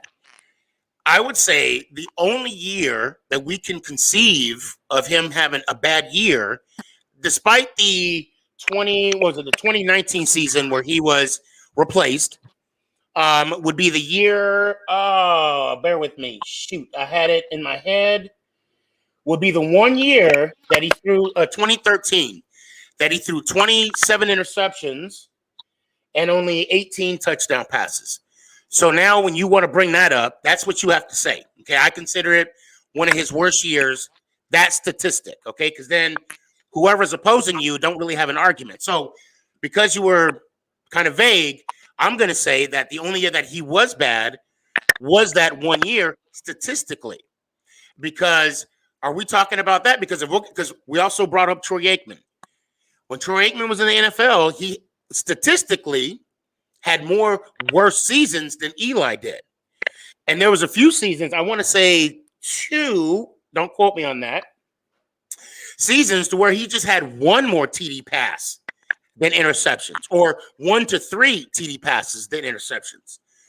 So again, with that argument, that's where I would say, if we're comparing a Hall of Fame quarterback to Eli Manning with no criteria, I would say Eli Manning belongs in the Hall of Fame. OJ? I mean, so you bring up some good points, Jacob. So he's on your side. He's Team OJ right now. And I was complimenting. You bring up a lot of good points, but there's just so many places we could go. I mean, did you guys know that Eli Manning did not record a quarterback rating of 90 or higher until like 2009, which is like year 5 or 6 into the season? Again, you go to Tom Brady and some of these other Hall of Famers, man, they have a bunch of years with 100 or higher QBR. And QBR, the reason I like QBR, because it's a stat that shows consistency and efficiency as a quarterback and stuff like that. And there's just so many stats I could look at. I could look at his sacks. In 2018, this dude was sacked 47 times. That's more than touchdowns and interceptions. And a lot of that is because of holding on to the ball too much and decision making. Eli Manning has been sacked 20 or more times the vast majority of his career. I actually counted up right here. 1, 2, 3, 4, 5, 6, 7, 8, 9, 10, 11, 12 of his 16 seasons, he was sacked 20 or more times. And he's had some bad O-line, but a lot of it is just poor decision making, and holding on to the ball. And the biggest thing, guys, let's go back to the quarterback rating, man. 84.1 for his career. It doesn't scream elite. So it turns out you can spell elite without Eli. So, but I mean, okay, you said it can be the O-line. He can be. It there has to be one or the other. I mean, there has to be a combination more so because let's be fair, the quarterback has to hold the ball to make the read to throw the ball. And if the read's not there, with the sack, it's like it's not a win-win scenario because he's either going to get docked for a sack or he's going to get docked for an interception. So now he was awful in 2008. Oh my goodness! I got it, but 2008, and I'm not even on Eli right now. 18, I meant to say. Oh, 18. Yeah. Now I will defend Eli. His career took a downward spiral after Kelvin Gilbride left. Okay. What year was that? 2013. I will say that. It wasn't favorable after he left. I need to find out when the QBR became a stat because I'm looking on Troy Aikman and I don't see that's listed as a stat. Yeah, QBR is more of a next gen stat technically, so it's more of a modern stat. I thought so. Yeah, I thought so. Because right now it just says the QB rating. So Jacob, thank you so much for joining. I look forward to meeting you at the Giants-Cowboys game. Tell your dad I said what's up. And is he around? Oh, he's in North Carolina. Oh, okay. Oh, wait, I'm sorry. I was speaking because he's in church. I was speaking to somebody else today as well that was a Cowboys fan. And Jacob, man, by the way, thanks for joining us. If you ever want to get down, man, there's plenty of room on the ship, man. There's plenty of room on the bus ship. Come through whenever you want, man. All right. Now remember, by the way, good luck with Dak, man. It really hurt me when I saw him get injured. I think he's gonna come back, and I think the Cowboys are gonna win the division next season easily win the division next season. So, yeah. Sure. Well, if you're using the metric on how you thought you beat me here tonight, Jacob, don't get your hopes up.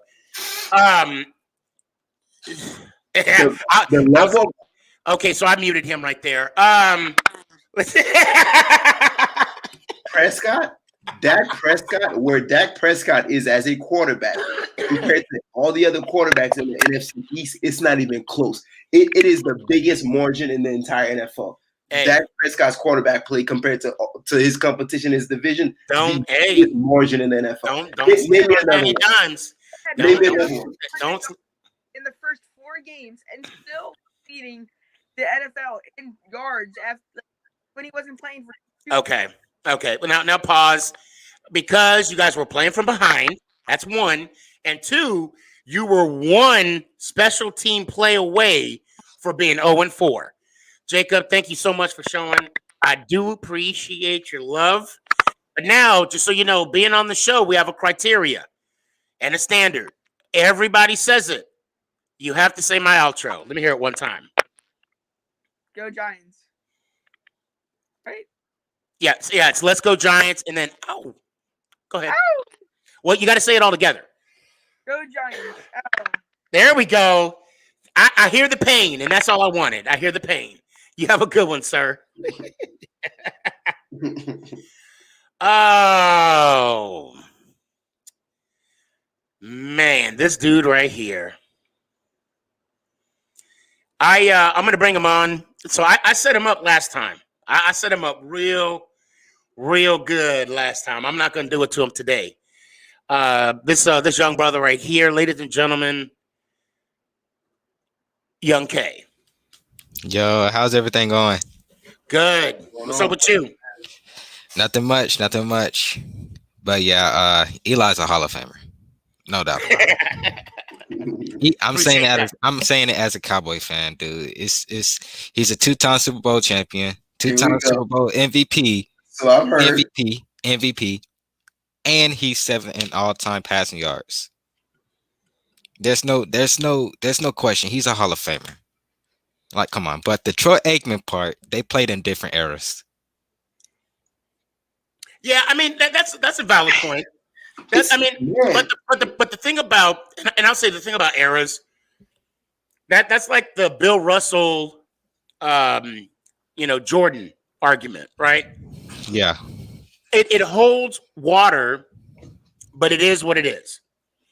And the evolution of football, it is what it is. It evolved to what it is today. I remember speaking with somebody, and they talked about back in the day in Aikman's era, Montana, even Bradshaw. Right.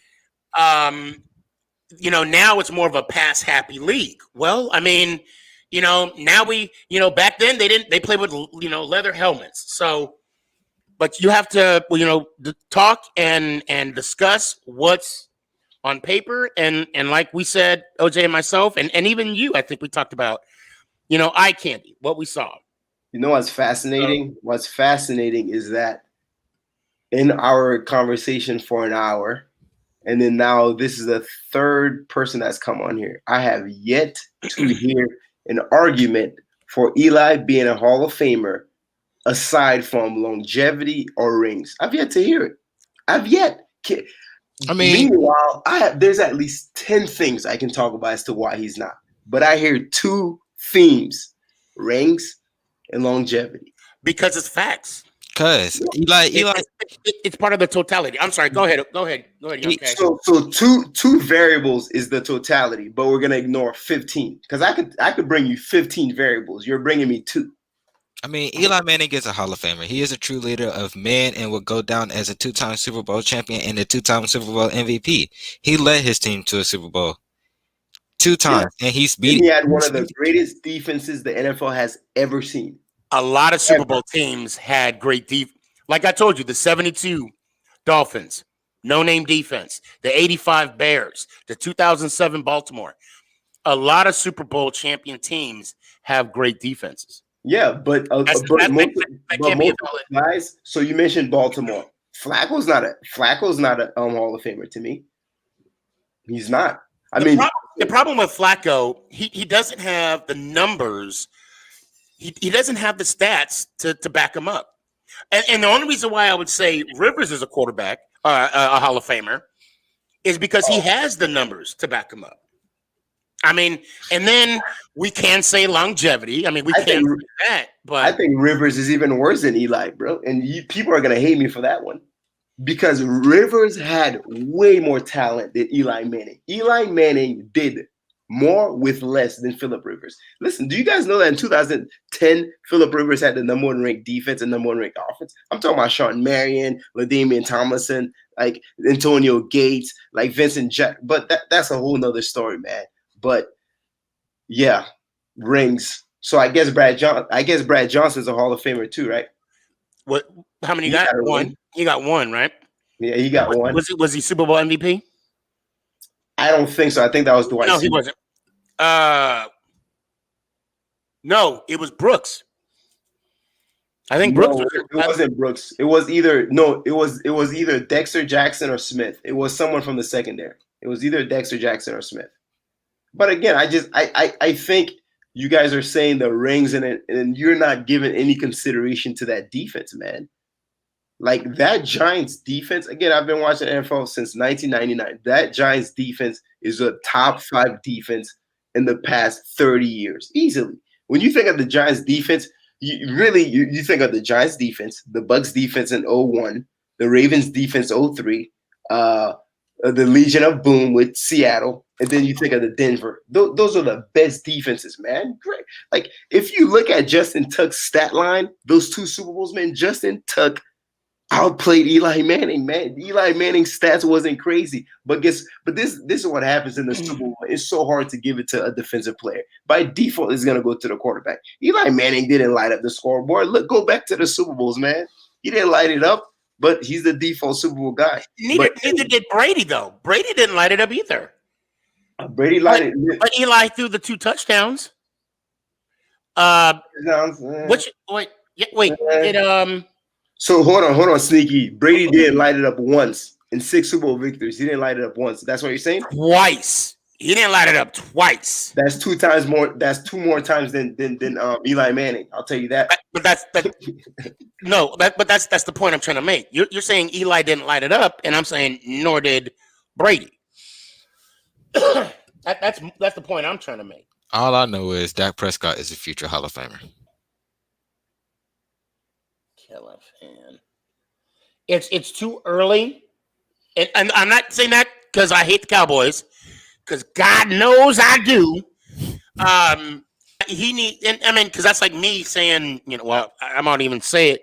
Jones, he has to prove himself. It's too early for Dak. It's too early. I'll make it simpler than that, Sneaky. I'll make it simpler than that when it comes to Cowboys. And you're right. As long as Jerry Jones is the owner of that team, we will never win. And not to be rude, I have zero faith in the Cowboys. None. I don't care how good Dak is. I don't care how good anybody is. As long as Jerry Jones is the owner, I fear them. They're going to win the division, by the way. They're going to win the division probably for the next 5 years. Because I don't see who's going to have the quarterback. Didn't I say that Tuesday, Young K? Yeah. Because what I said to him, OJ, I said, I can't trust a man that fires a head coach that got you back-to-back Super Bowls. And not only that, man, that don't make a lick of sense. I've been watching football long enough to know that.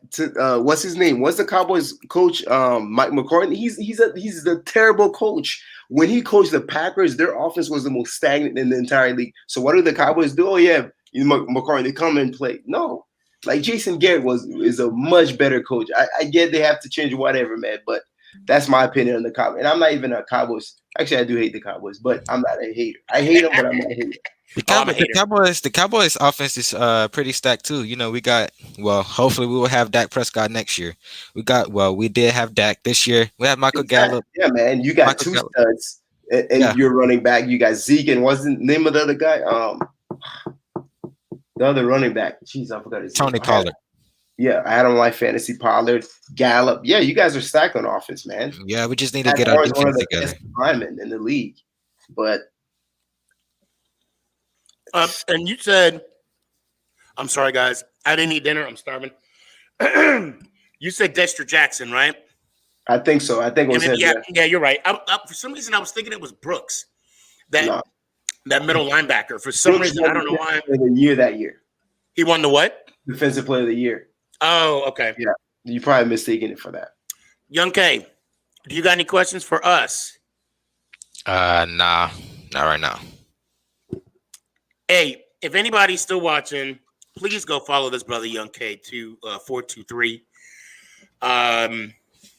Even though I don't like the Cowboys, and since I don't like the Cowboys, and you on my show, let me hear it one time.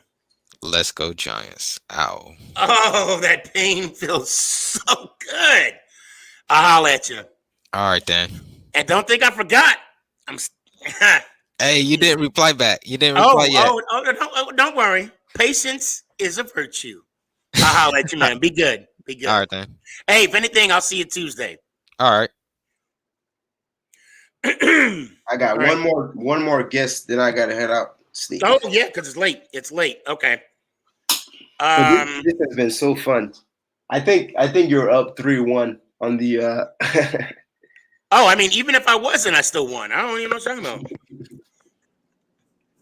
about. Another Giants fan, but he's an adult, so I can reason with him.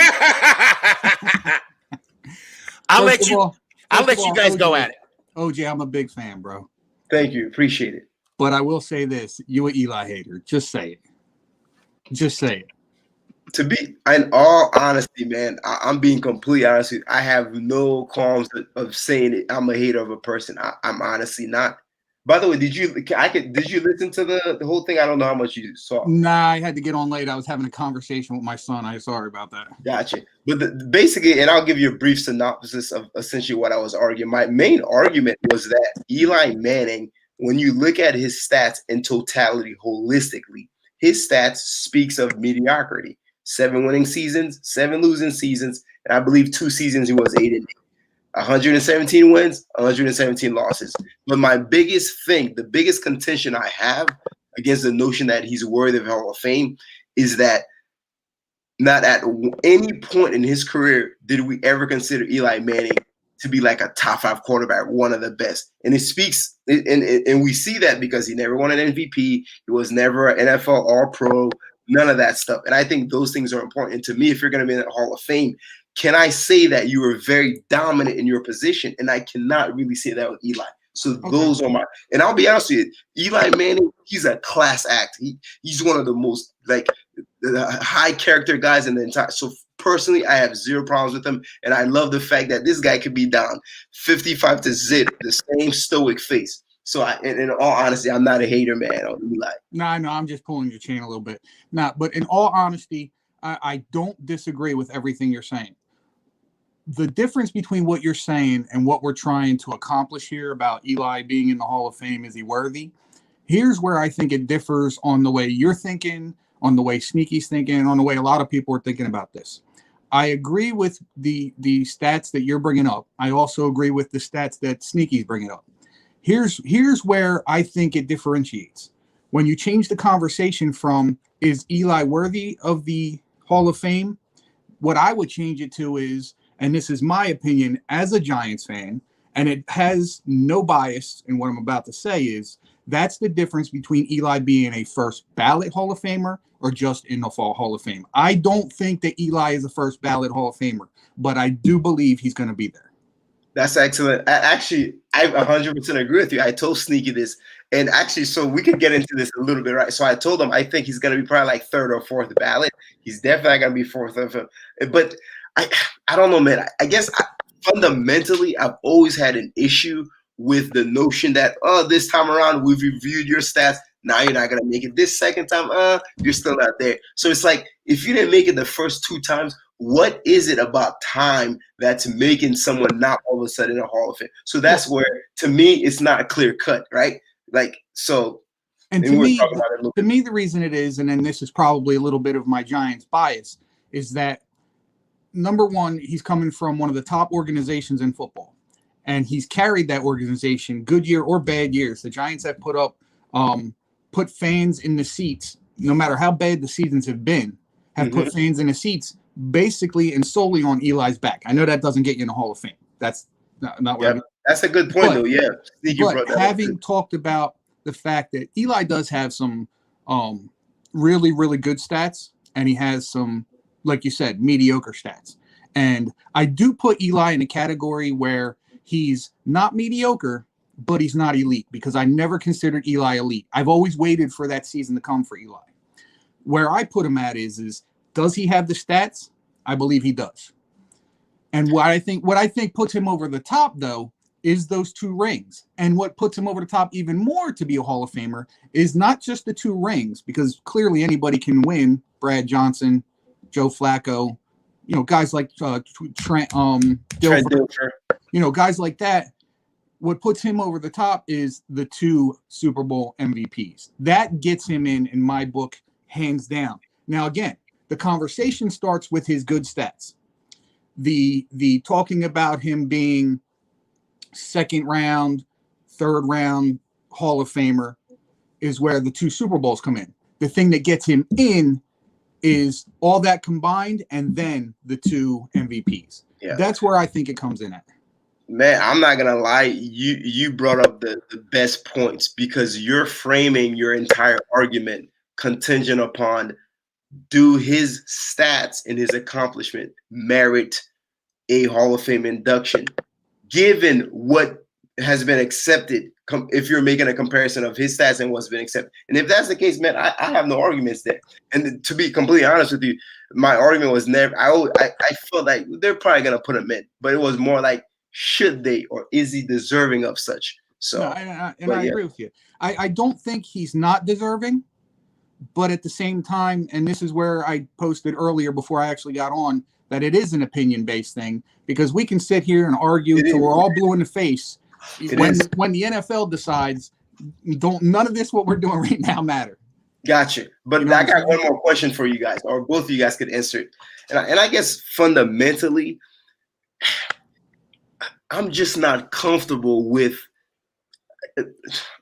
how can I phrase this? Do you guys ever think about how allowing someone as such as Eli Manning that was never elite to be in the Hall of Fame, do you think there's risk of his presence in the Hall of Fame sort of diluting the standard and the quality of what it takes, given that he was never truly elite at that position? Or do you think his numbers justifies it? I don't, and I'll tell you why. Because to me, the Hall of Fame is more than numbers.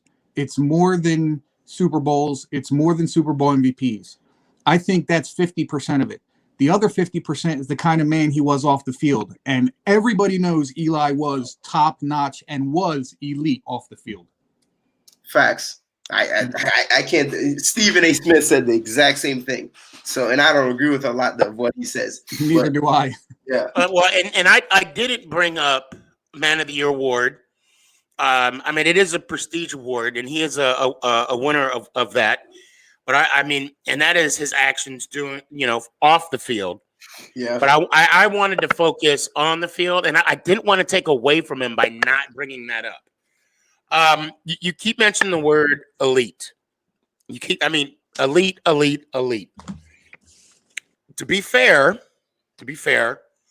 that's where when people say elite, what is that? I had to. It took me a minute. I ain't gonna lie. It took me a minute. I'm like, wait, what?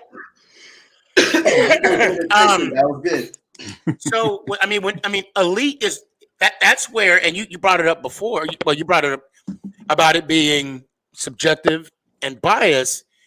It's that portion of it is obviously opinion based. I can sit here and tell you he's elite of his performance in those playoff runs. I can say that he was elite in the 2012 season when we went 12-4. I could say he was elite in 2008 when we went. I mean, to this day, we would have went back to back. This is the woulda, coulda, shoulda. My alibi. If Plexico did not shoot himself in the leg, we would have had back to back that season. Oh, I want to speak on one more thing too before OJ goes. And this isn't just at you. This is to anybody that says it. Now, first of all, I'm going to say this: I am a firm believer in defense wins championships. I firmly believe in that. However, having said that, as much as we can say Eli or anybody that's won a Super Bowl has had a great defense, and a lot of people want to put it on that, which you did twice tonight. The thing I can say against that is, in both Super Bowls, the Giants defense scored 2 points. So the other points that got scored technically is what won those Super Bowls. So, and I understand what you're saying. You got to stop that high-powered offense in order for that to happen. But that's not the only thing that happens. And that's why it's a team sport.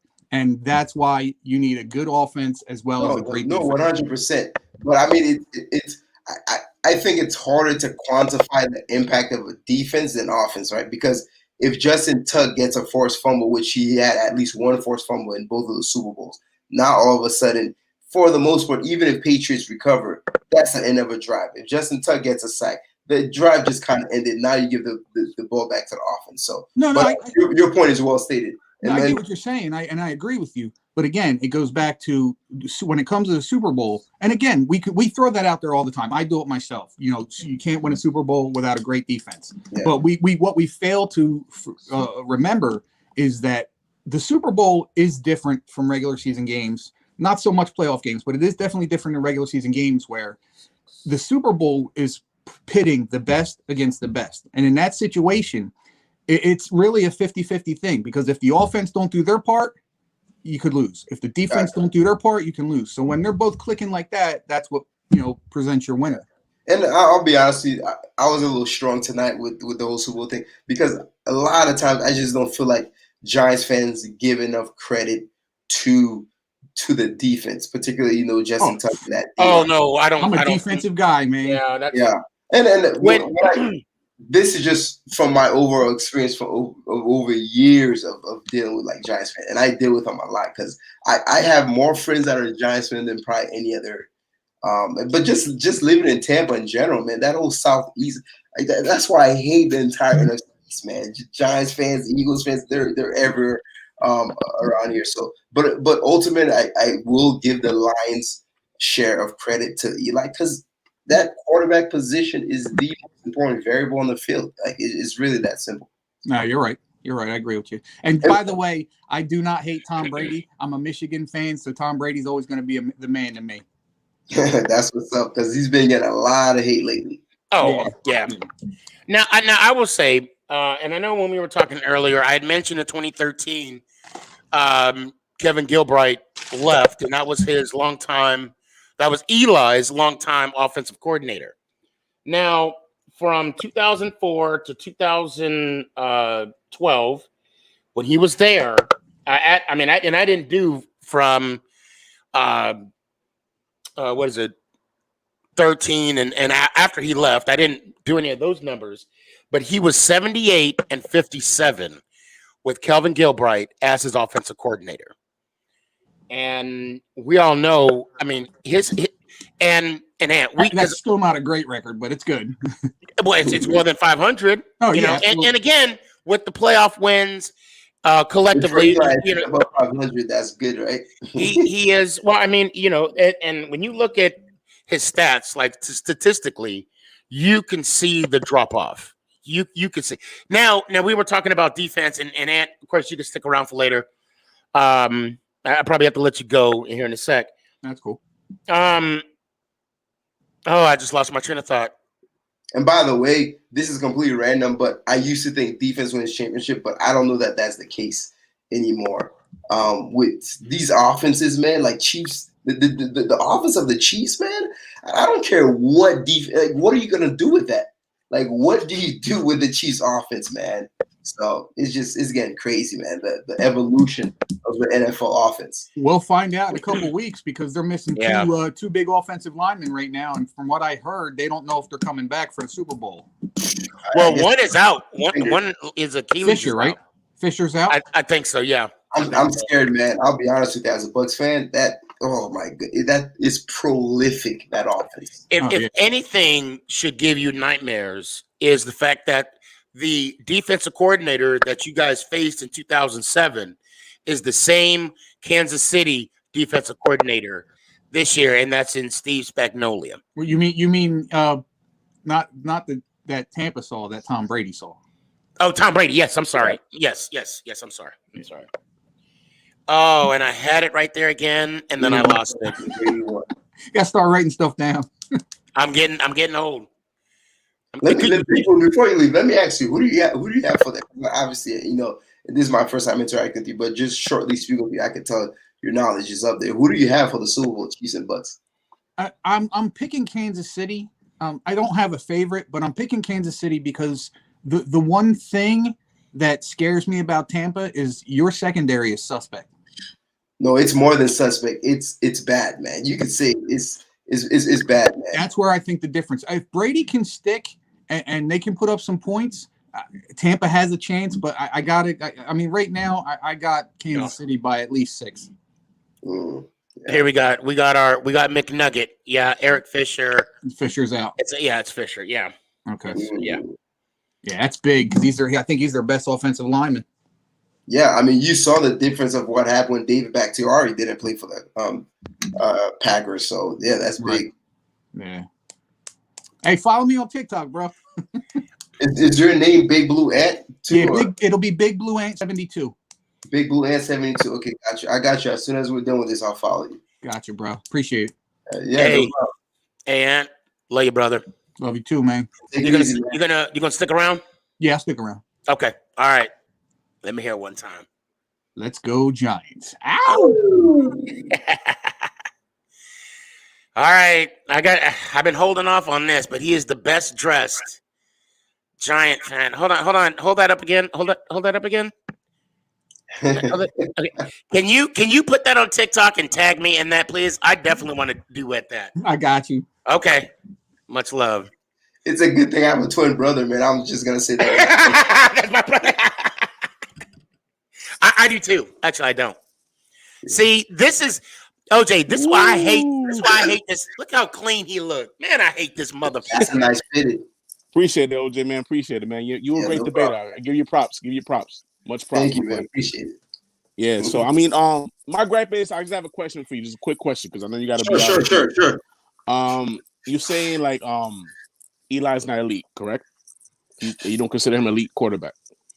Well, can I characterize that for you a little bit? Go right ahead. Go ahead. Yeah. Yes. When I say elite, what I mean by that is he was never an elite quarterback, like particularly during the regular season, as in like top 3 or top 5. Like never did I ever think, man, Eli's one of the absolute best quarterbacks in the league, and it's shown by his lack of MVPs in NFL All Pros. Yeah, that's what I meant. But yeah, go ahead. So I mean, yeah, for me, like I know I'm not saying Eli's perfect because there's many times that he's been stressing me out, stress everybody out. There's been times. Listen, I've been throwing beers across my room, everything. It's been times, bro. But I mean, at least you ain't shooting TVs. That's true. That's a fact. But I mean, I know you spoke longevity and durability, but I think that it's a big factor if you like it, believe it or not. Absolutely. Durability is one of the reasons I think, besides his rings, that he will go into Hall of Fame. That's my opinion. I'm saying durability is what got us to those games. You know what I'm saying? Him not getting hurt. That's one of my reasons why he will go into Hall of Fame without, minus the rings, Yeah. And they always say that durability is the best ability. And I was telling Sneaky, I don't know how much of the debate you caught, but I was telling Sneaky that it's not just durability for the sake of durability. It's the fact that you are starting in the NFL as a starting quarterback in the biggest market in the entire country, New York City. There's a lot of pressure there. And to do it for 16 years, man, yeah, bro, I tip my hat off to that. That's no easy task, man. That's just that's the main reason that I got him in the Hall of Fame. That's my main reason. Yeah. And Danny, if I'm not mistaken, in the 2007 season, didn't he like hurt his heel? And he was supposed to miss like 4 to 6 weeks. Yeah. And he straight up told the doc, that ain't gonna work. That ain't gonna work. I got one of the records, doesn't he, for longest consecutive start? I know. Yeah. Don't even get me started with. Oh, I remember what it was now. I remember. Let me speak about it before I forget. You were talking about defenses, right? And the thing about Giants football that people, I don't know. I mean, obviously, and OJ, you're not a Giants fan, but you're on the outside looking in, and maybe you can help me with this.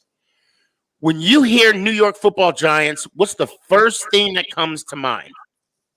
Believe it or not, as crazy as it's going to sound, wide receivers. When I first started watching NFL, one of the first players that I knew about was Amani Toomer. He was one of the first. And even then, the Giants always draft receivers very well. Amani, Hicks, Ike Hilliard, Cruz. You guys always have great receivers as the one thing. So me personally, and obviously you got the catch by Odell, you got the catch by Manningham. But Amani Toomer was actually, and I wasn't a Giants fan, but he was actually one of my favorite players when I first started watching. He's one of mine. Football. So then I guess maybe it's me, Danny. Maybe you can speak to this. So when I became a Giants fan, and from what I can remember about people around me, was Lawrence Taylor. That's the first thing that comes to mind. And with the Bill Parcells era, it's basic old school Giants football is defense, run the ball, throw the ball periodically. Correct. So if we get back to that same foundation, I mean, when we won games last year, that's what we did. We had the defense. We ran especially the Seattle game. We had a defensive game. We pounded the rock. But and then we threw the ball. Yeah. Does that formula work in today's NFL? I don't think it does. And I think we saw that with the Tennessee Titans and Derrick Henry. You have to air that. Listen, if you play a Chiefs or Bucks or Packers, man, running that ball, man, you're gonna have to air it out. I just don't know that works in today's NFL. 100% agree with that. 100%. You know, that's good facts. Now, I will say I had a conversation. I'm gonna drop a name right here that I'm very proud to drop. A couple of weeks back, I spoke with Howard Cross, tight end for the New York Football Giants. Now, granted, my question to him was, in '90, he was part of that Super Bowl team. And then he was part of the Dave Brown, Kent Graham, Danny Cannell era. Yeah, I was gonna wipe my eye too. And then he had Kerry Collins, where we came up and then went to the 2000 Super Bowl. Terry Collins. To see where he saw the mountaintop, and then he saw the valley, and then he saw the mountaintop again. And I asked him about that transition, like the teams, and what was the difference between the two. And what he told me was, you have teams that are on a great run. For example, when we were winning in the 80s and the early 90s, we had that run because we had the team, the quarterback, the running game, the defense, to where we would beat we would beat each other up in the East. And then, in his words, I'm not going to quote him exactly. He said, once you get in the tournament, the ball could go your way. That's exactly what he said. So the run consists of, winning your division and then getting into the playoffs. As long as you can control your division, you're taking a gamble when you get in the playoffs. So I guess the point I'm trying to make here is, maybe the formula of the defense, running game, passing game will work in the East, and then, take the gamble in the playoffs. And you're right, Derrick Henry, the Titans, but they had a game plan for him. I mean, Baltimore Ravens, to hold him under 50, he didn't get 50 yards. Yeah, his longest run was 7. Yeah. They had that was very shocking. And I just say that the coaching staff should have had a plan B. And the benefit with the Giants, with our receiving core, even though our receivers didn't have much separation, but Slayton and Shepard, they were balling. Yeah, they were doing what they had to do. But part of that is on Tannehill, man. Because with that game, they're saying we're gonna stack the box. You're gonna beat us, Tannehill, with your arm, and he didn't. Yeah. You try that with Kirk Cousins, with Dalvin Cook. Well, he has Jefferson, he has Adam Thielen. He might make you pay, but Tannehill wasn't able to make them pay. Listen, man, I know you Giants fans love Daniel Jones, but let me tell you something, okay? From an objective person, from the outside looking in, Daniel Jones is not the answer. And if you want success, you have to move away. And I know you guys hate that. It is too early to make that distinction. It is too early. His rookie season, he threw for over 20 touchdowns, 11 interceptions. This year, without a full cast, he still had more if I'm not mistaken. Hold on, let me double check. He still had more touchdowns. I'm not on him. He still had more. I need to double check. I don't want to misquote, but I want to say he had more touchdowns than interceptions. And that's supposed to be impressive? That's supposed to be standard. But you're right. But that's the point I'm trying to make. With what he had, and he didn't play with a full cast. He did not have Barkley, Shepard, Tate, Slayton, Evan, all. And he didn't have them for one play. He didn't have that. Yeah, let me make a point. Let me make this point real quick because me and Sneaky be talking about this before. I think, and personally, I brought it up before, and I say by the next season, if Daniel Jones is not up to par, cut him bait. That's my opinion. That's fair. That's my opinion. I'm looking at his stats, man.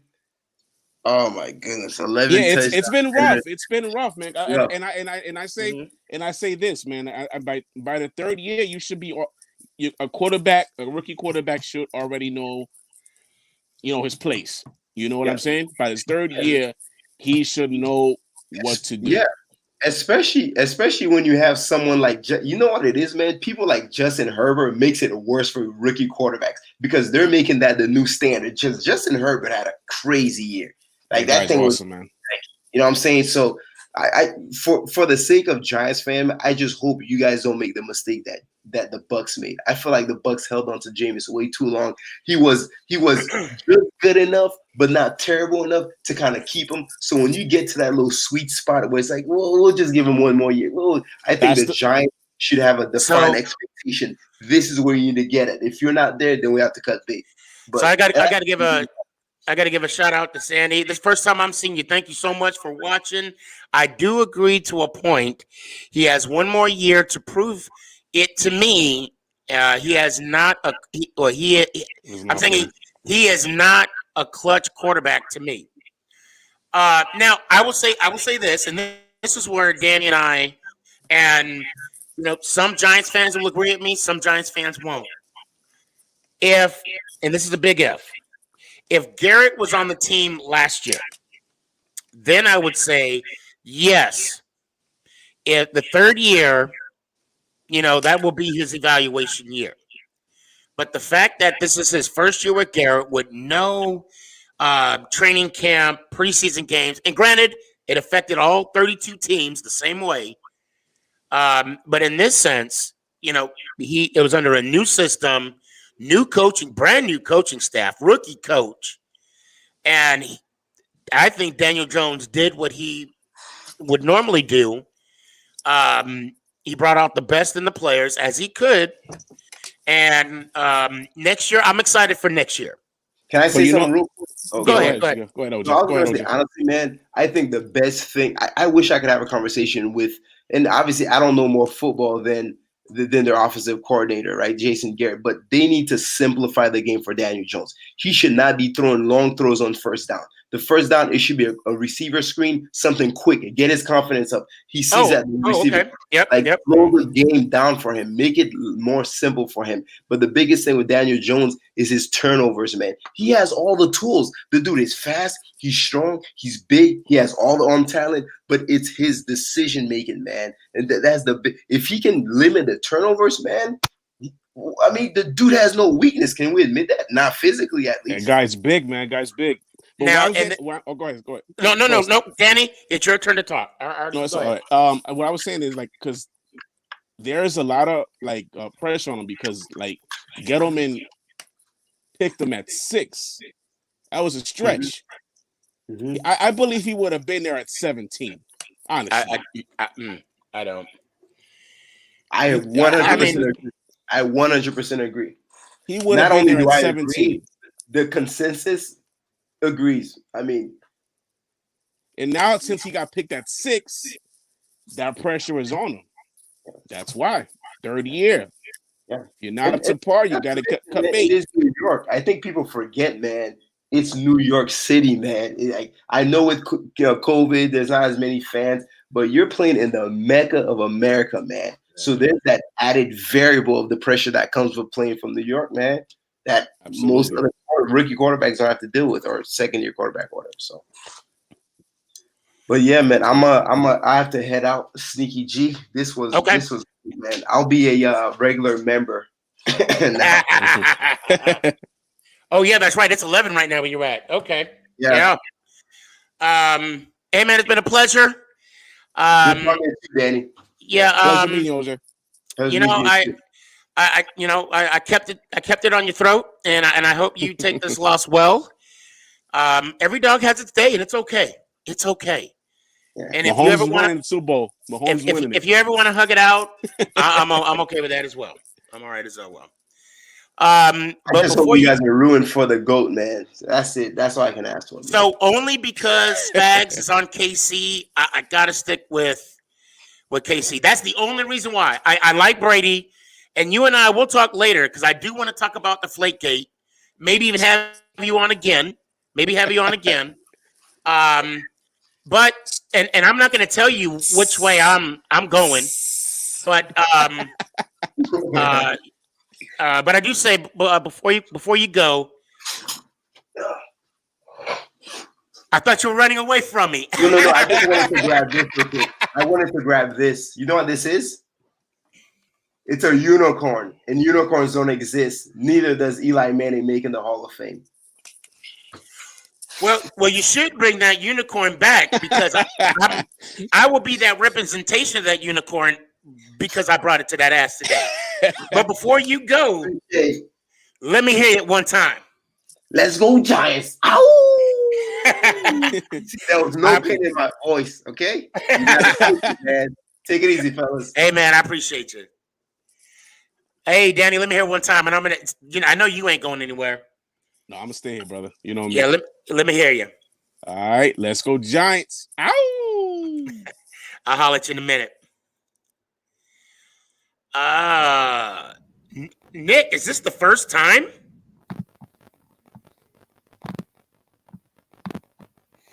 I don't know if you can hear me right now. My I, sound cut out of my device. I can hear you a little bit. I'll open up your YouTube. Okay, yeah, do that, and then actually, You can take me out yeah, for now, if you can hear me. I can hear you, but you'll have to take me off the YouTube and just watch me on the StreamYard.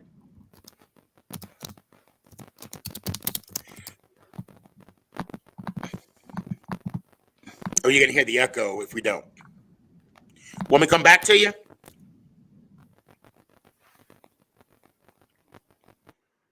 All right, I'll come back to you, Nick. Cowboy Nation. I think this is the first time. I'm gonna take you off because I want to see you. All right. I'm gonna trust you. All right, good. Okay.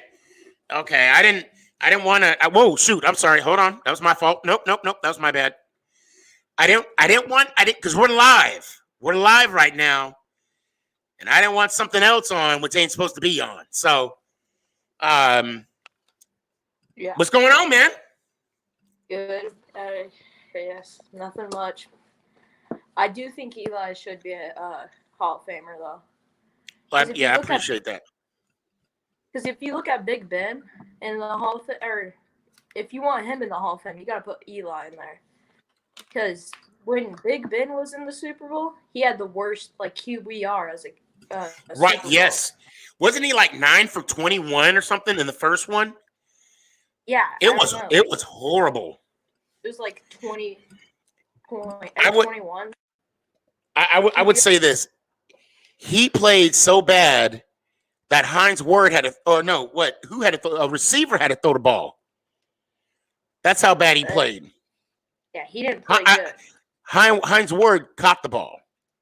Matter of fact, now that I think about it, Big Ben don't got no Super Bowl MVPs. Yeah, he don't even have a Super Bowl MVP, man. But he did win them though. He did win them, yeah. But he definitely got carried in the Super Bowls because he did not play very good. That would be a great argument. That would be. Did you watch the whole debate? Yeah, not the whole debate, but I came in like hour after it started. Okay. Because I forgot about it. It was it went by so fast. I mean, I was really surprised. And he took his licks. He took his licks. Do you got any questions for me?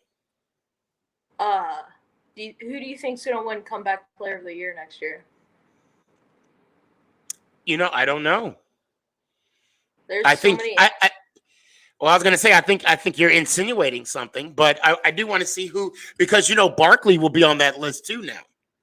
Yeah, Barkley will be on that list. There's so many injuries, it could be so many possibilities. Oh my God.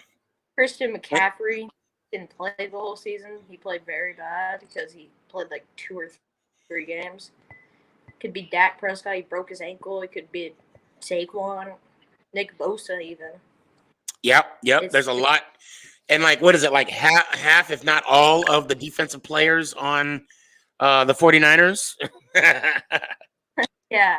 It's probably half of it's not even half. It's the whole team injured. Man, I appreciate you for coming on. I do this every Tuesday and Thursday. Next week, we will be focusing on the Super Bowl. So I would love to pick your brain. Come on, don't tell me who you're picking. I already gave it out, but Tuesday. So guys that are watching and listening, what we'll do Tuesday, I want your picks, and then Thursday, I want your predictions, and then who's going to be the MVP. So I would love for you to come on Tuesday and Thursday. Do some homework over the weekend and give me your picks. Your pick and then the score Thursday and also your MVP. All right. So I appreciate you, man. And before I let you go, let me hear it one time. Let's go, guys. Ow. Oh man, that pain feels so good. Oh my God. All right, Nick, we got you. All right, can you hear me? Hey, yeah. Can you hear me? Yeah. Hold All up. right, man. It's not connected to my headset, but yeah, I was figuring out how to join. I found StreamYard, so I'm in now. So I was just talking about Eli Manning. So do you think you beat up OJ on that one, or like how do you feel about Oh, he got taken to town.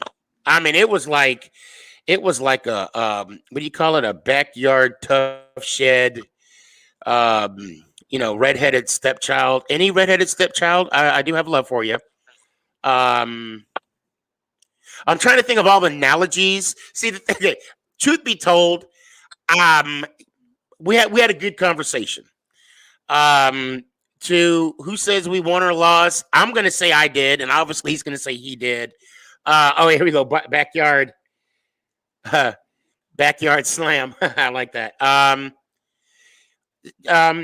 Overall, we had a good conversation. I think all point of views were addressed. At the end of the day, my objective was hoping. Did you watch the whole debate? Yeah, just Were about. you entertained? Yeah, I love talking sports, so I was entertained, and a couple of times I could tell I was entertained because I would get pissed at some moments, like I don't agree with that, and then a lot of times I'd agree, and I was entertained. I'd say, yeah. So if I were to ask you, and obviously it's subjective, and I'm cool with that. Who do you and it doesn't matter to me, but who do you think won? If that's something you want to talk about. So I didn't hear the entire debate. It was more hear the second half, but I would say that OJ won, to be honest. And I mean, I'm not biased in any sort of way. I'm a Vikings fan, so I don't know. I don't really have anything to hate against Eli Manning or the Giants themselves, but just you could say it's really close if he's that. Like if you're trying to decide if he should be in the Hall of Fame or not, I'd say, but like those he's got like a couple accolades. Like he's got the Pro Bowls. He doesn't have any All Pros. He's got the Pro Bowls. He's got the championships. But like the seasons and like the games when he won the Super Bowl, like he was the best quarterback in the world. You know what I mean? And when he plays like the rest of the seasons, he's like 500 on like his whole career on like just the regular season. But when you look at like just like his stats, he's just a bit above average, I would say. A lot of the time. I don't know, like in the playoffs, he got MVPs and stuff, so he does really well in the playoffs, but just like he doesn't have like the greatest completion percentage. His QBR rating was never that great, and that like these are a lot of things that OJ was bringing up, and I just think that like so by what now? And I ask because I wanted the answer. If I didn't want the answer, I wouldn't ask. What key points do you think? I mean, and I'm assuming it was close. What key points do you think OJ had over me? Well, that I did not make a compelling enough argument. Like his main like stats, like that, like make him the best of the best. Like his wins, like for example, he's literally like I'm pretty sure exactly like 500 as a quarterback. He like had 7 winning seasons and 7 losing seasons, and that's like not super great for like a Hall of Fame quarterback, I feel like. Especially like this is like a pass heavy league, or like these days it is. And there's like just a lot of other quarterbacks that have like a lot of stats like better than him that like I'm not saying would deserve it more, but they just have better stats. Maybe not like Super Bowl wins or MVPs, but they just have better stats in the categories like QB rating and stuff. And they're definitely not going to make it. Some that have a lot better. That's just an example of a random stat. So I don't know. Just like those obvious like stats that show like I'm not that great in this category. You know what I mean? He like OJ pointed out quite a few of them. But I don't know. It's his accolades they're not all too great except for his Super Bowl championships 2008 2012. He was outstanding in those runs. Like it was really good. But it just seems to me like he's just a bit above average on like most of his seasons. I don't know. So and you, I mean, you brought a good point, and how I combated that point, because that was the same exact point that OJ brought up. But then I also mentioned the type of seasons that, because he brought up who did he bring up? He brought up Warren Moon, Yeah. Sonny Jorgensen, and Troy Aikman. Okay. Oh, and Jim Kelly. And he said the reason, what's the difference or what they have in common with Eli is that none of them won the MVP. Yeah. And I combat with that with, Sonny Jorgensen, Warren Moon, and Jim Kelly. Obviously, they didn't win Super Bowls. And with Warren Moon, I stated that his TD, his TD differential, I don't want to be misquoted. What was it? 58 with 291 TDs to 233, which was a quarter. Yeah. Yeah, which was a TD interception differential of 58. And that's not very great. And Eli was 121. So, I mean, he brought that up, and then I did have a counter argument for that. And then he also mentioned, I mean, we were talking extensively about Eli being a top 5 in some seasons, right? He said he couldn't remember a season. Well, I brought up 3, and then I think he brought up one more. I want to say 2, but I'm going to stick with one more season. So himself kind of combated his own argument with that. Yeah.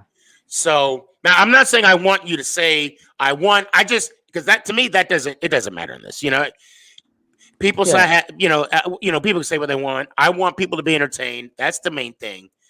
But I did beat that ass. But anyway, I'm just kidding. No, I'm not. Any kind of thing that he would bring up, I don't know where I'm going with this. But I like what you said, and I do appreciate that. And I could tell you know your stuff, and I like that. How old are you? I'm 17. 17. Good stuff, man. Yeah, and you said you're a Vikings fan? Yeah, it's tough over here. I was gonna say, why do you want to put yourself through that much pain? I don't. We're definitely. I could make this debate heavily. We're definitely the best team to never win a Super Bowl. I don't even think there's much of a debate there. I could put in so many reasons, but it's pretty sad over here as a Minnesota sports fan as a whole. Kirk Cousins is your quarterback, right? Yeah, I mean, I say he's a little bit underrated. All right, so I just got one thing to say about the debate. You like that? You like that? You like that, right? Yeah, I like that. Yeah. Hold on a second. Hold on. Aunt got something to say.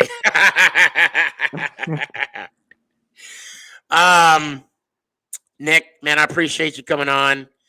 I hope to see you next week. I want to hear your predictions, and I want to hear your points, and your prediction of who's going to be the MVP. Okay. Stick around because anybody that's close or even hits it dead on, they're going to win some stuff. Now, since how long you been following me? Not too long, I'll tell you that. It's only been, I found you through OJ. Okay. And I found your Instagram and it hasn't been too long. You know what? You could have said 5 minutes ago, and that'd still be the right answer. I want to thank you for that. But do you know my outro? Let's go Giants, and then woo! Yeah, that right there. Yes, sir. Let me hear it one time. Let's go Giants. Woo! I appreciate you, man. Have a good night, and I'll see you next week. That's awesome. Oh, here we go. Giants fan. What's up, man? Yep. How you doing? Yeah. Good. Are you little Giants fan? Is that you? What? Are you just or little G man? No. Okay. No. All right. Because I gotta find little G man. I gotta find him. What's going on, man? Got a question for you. All right. What's up? what was your reaction when you first heard that Odell was off our team? Like When we traded him away. when they traded him away, What was your um, reaction? I was shocked. I'm not gonna lie to you. I was shocked.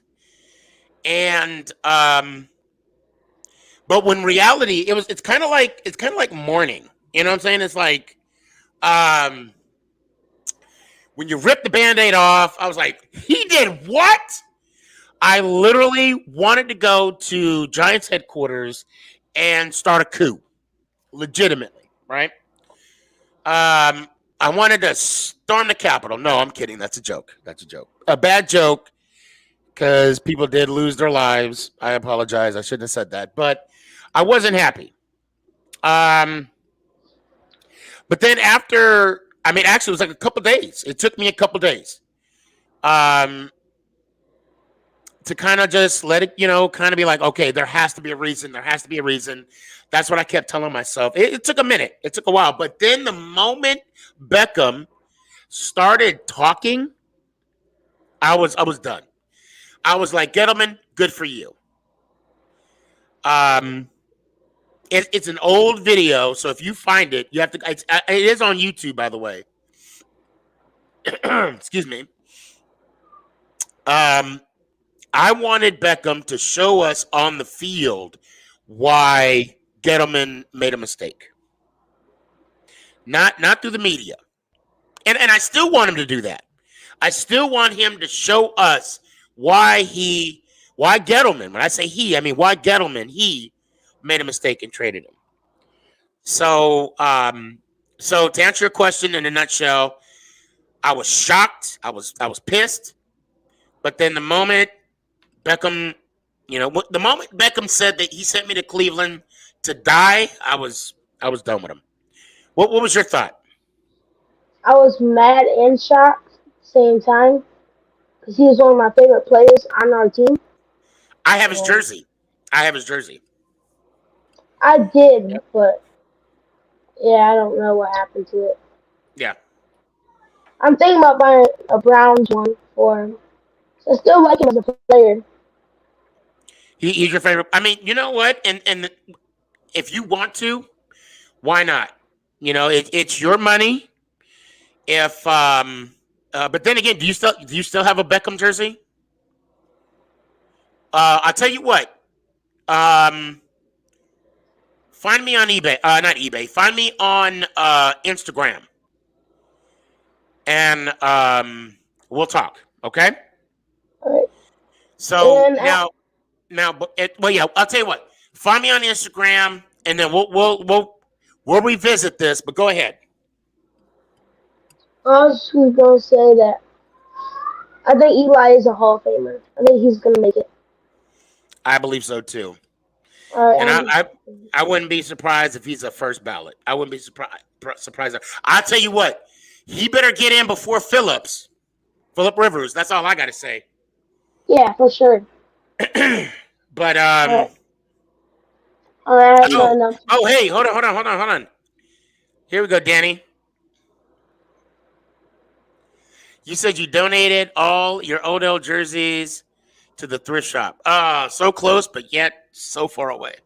Hey, find me on Instagram, okay? All right. And then we'll talk. All right, man. Have a good night. Let me hear it one time. Let's go, Giants. Out. I appreciate you. I'm giving away packs. It's like, you know what's going to happen, Ant? They're going to give you 4 Dallas Cowboy tickets. That's what you're going to get in return. Hey, I'll take them at this point. Oh, man. Stand by. Hey, real quick. I'm serious about that. I have a Pat Shurmur signed Giants ball that I'm giving away. You know what? Fuck it. I'll take it. But we'll talk. All right. We'll talk. Shit. Only reason why I'm keeping it because he's, part of the fam. Giants fan number 10. What's up, Sneaker? What's up, man? I got it before you start. I got to tell you. So I am my worst critic, right? I watch the show. I listen to my own show. I watch because I critique myself. And I was listening to our interaction. You were talking about your vacation. Right. And I just wanted to share that with you. So for my ride to work, you were on my mind this morning. I appreciate that. So what's going on, man?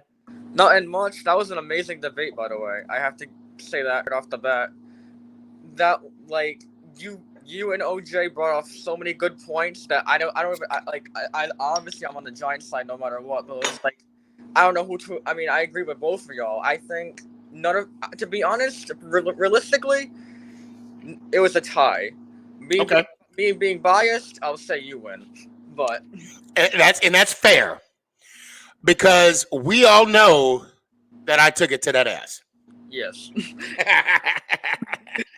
But I mean, and for me, I mean, I'm not going to speak for OJ, but I'm sure he feels the same way.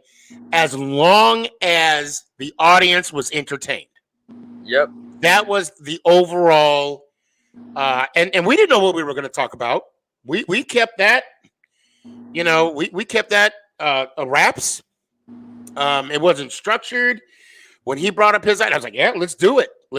So I'm glad that the audience was entertained. Go ahead. What was I gonna say? Yeah. So my opinion on I'm gonna say I was talking to my friends earlier about it too.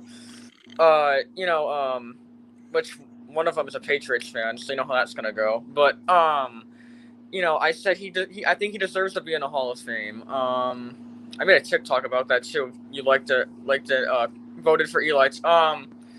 And I think 2 Super Bowls, 2 Super Bowl MVPs, and as you mentioned late in the debate, Man of the Year award, even though that is off the field technically, but still, and he has 210, is it 210 starts or whatever? Yes, consecutive, yes. Yes.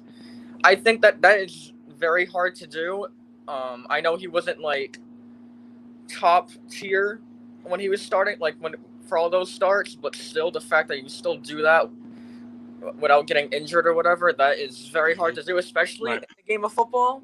Right. That is very hard to do. Well, and the thing is, he brought up a good point, and he caught me off guard because when I think of Hall of Fame, when we want to talk about top 10 list, and it's just my opinion, and it's not to take anything away from OJ's argument. You can't, for me, if we're talking Hall of Fame, you look at the collective. I know that word is getting old, but you look at the collective and the quantified measures of his career. Now, okay, maybe some seasons he weren't top 5 quarterback or top 5 elite, and I'm just saying that to bring in OJ's argument. However, or even top 10 in certain seasons. However, when you look at his total numbers, even with a 500 record regular season, or if we want to talk about postseason, he's in that conversation of top 10 elite quarterbacks. So, of course, I'll get the bias argument. Oh, you're just saying that you're a Giants fan. And I like how he brought in Jake Cutler. And when he brought that up, I said initially, and I don't want to be a hater. I don't. So when you bring up Jake Cutler, and he said no. He said he's not a Hall of Famer. He brought. I wanted to give a fair analysis of the man. So, right.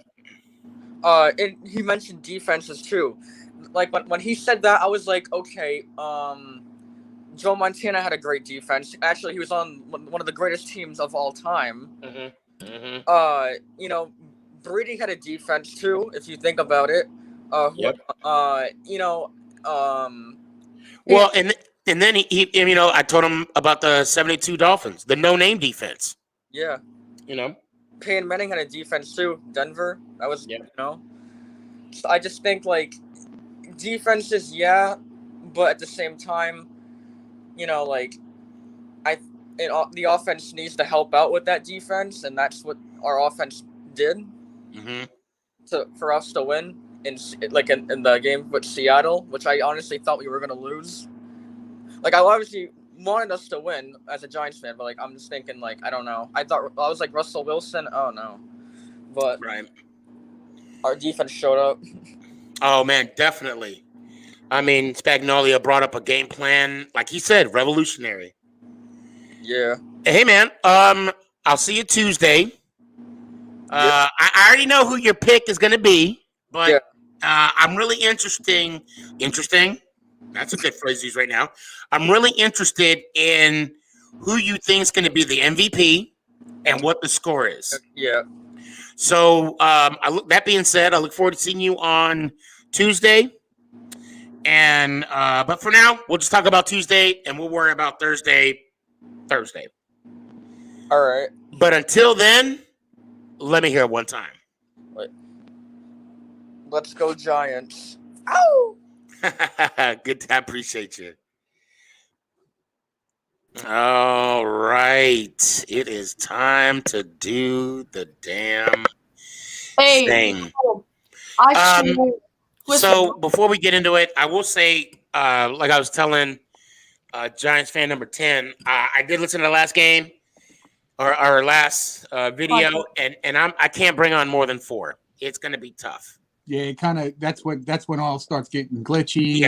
Yeah, it was really bad. I want to make sure that I got I guess Big Blue Feet had to dip out. So no, that's actually nice. Oh yeah, I want to get one too. I'm sure you guys have seen them on Facebook. Yeah, they're actually really nice. And right now, I think if you go, they're half price. Really? Yeah, they're originally $100. I think they're on sale for $49 right now. Shit. What? All right, talk amongst yourselves. Yeah, you had me dead. He kept, dude, with the writing of OJ. That was so funny. Get used to the writing thing in my my podcast. That's a little sneak peek of some of the stuff I'll be doing. Wait, what happened? With the writing, when I write stuff down and put it in the camera. Oh, right. Yeah. That's kind of some of the stuff I'll be doing when I start my my streams and my podcast. I don't mean to change this. What's the name of the website? I think it's gld.com.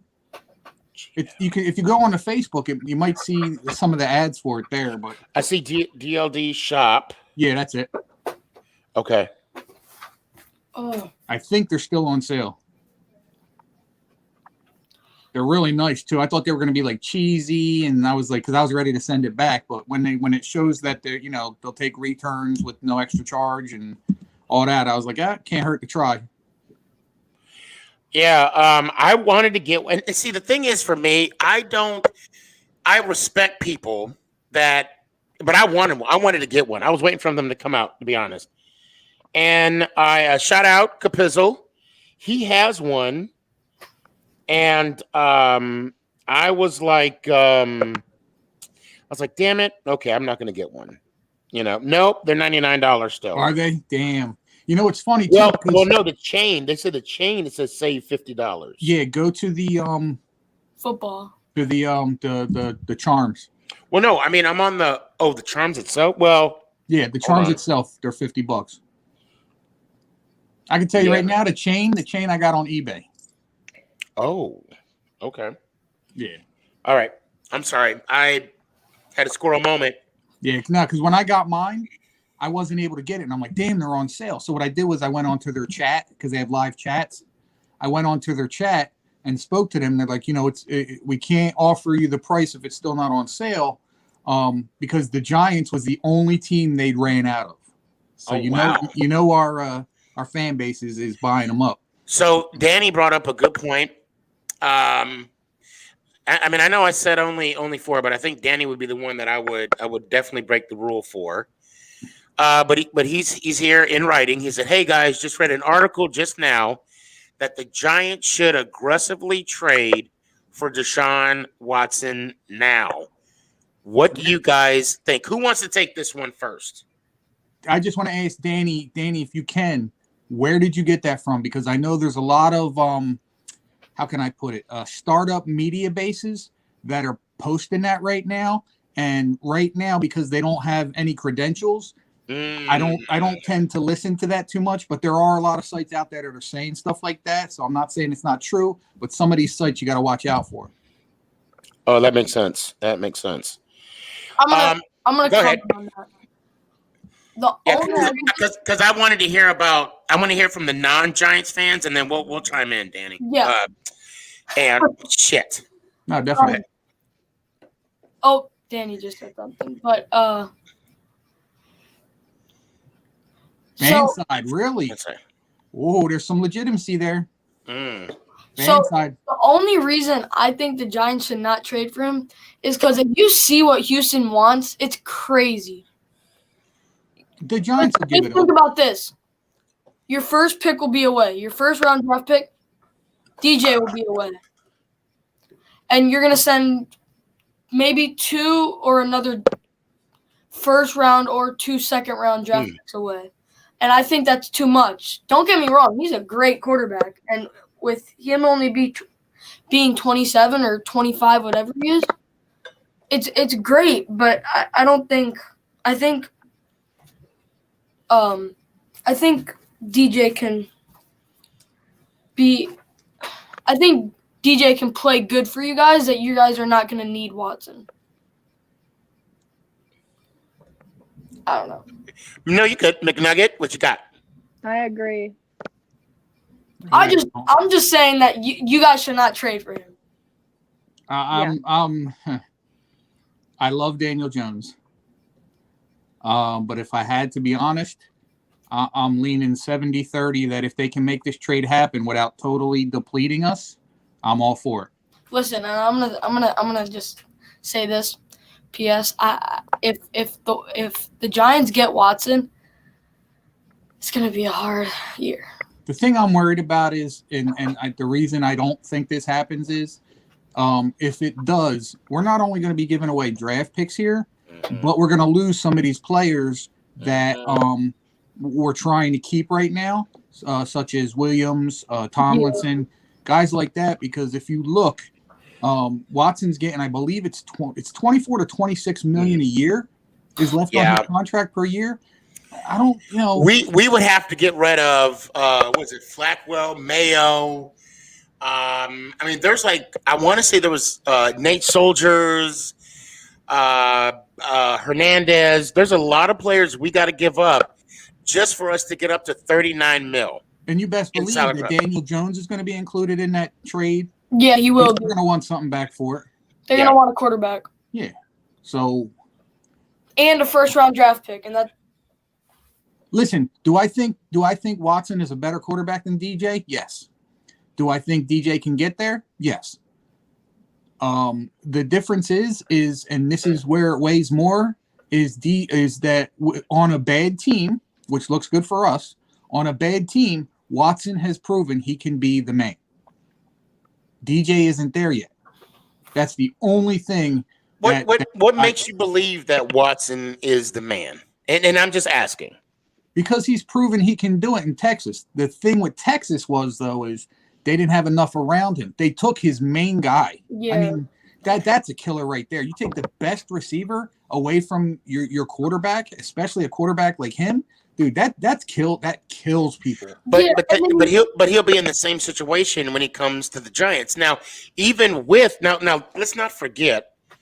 Even with D-Hop on the team, I think he only mustered up one playoff win with D-Hop on the team. And not only that, they gave up, I mean, what was it, a 25-point or 20? They were up to, oh, here we go. We got a Chiefs fan right here.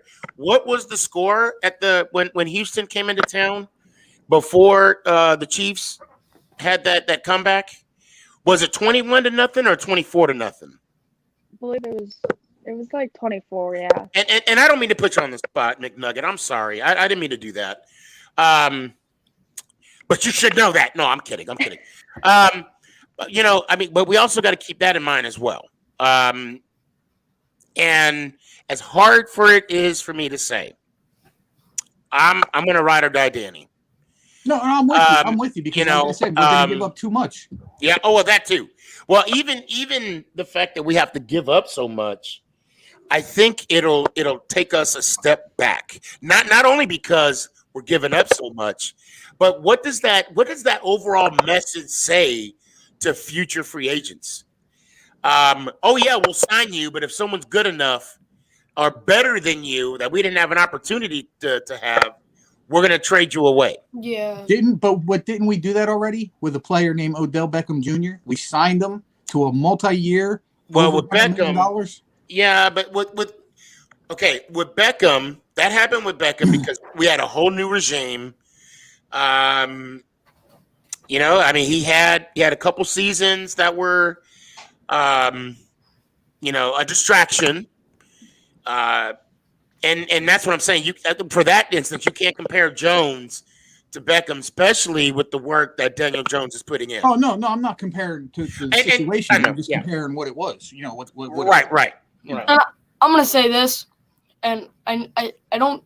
Maybe Anna brought this up, but when I found, and I'm not gonna be biased here, when I found out Odell was leaving the Giants, I was happy, because for me, I hated to see Josh Norman and Odell Beckham go at it every. Who? Wait, don't we have some video on that guy? No. Yeah. Actually, show it. Wait. I'm sorry. What were we saying? That Josh Norman dude. Don't we have some video on it?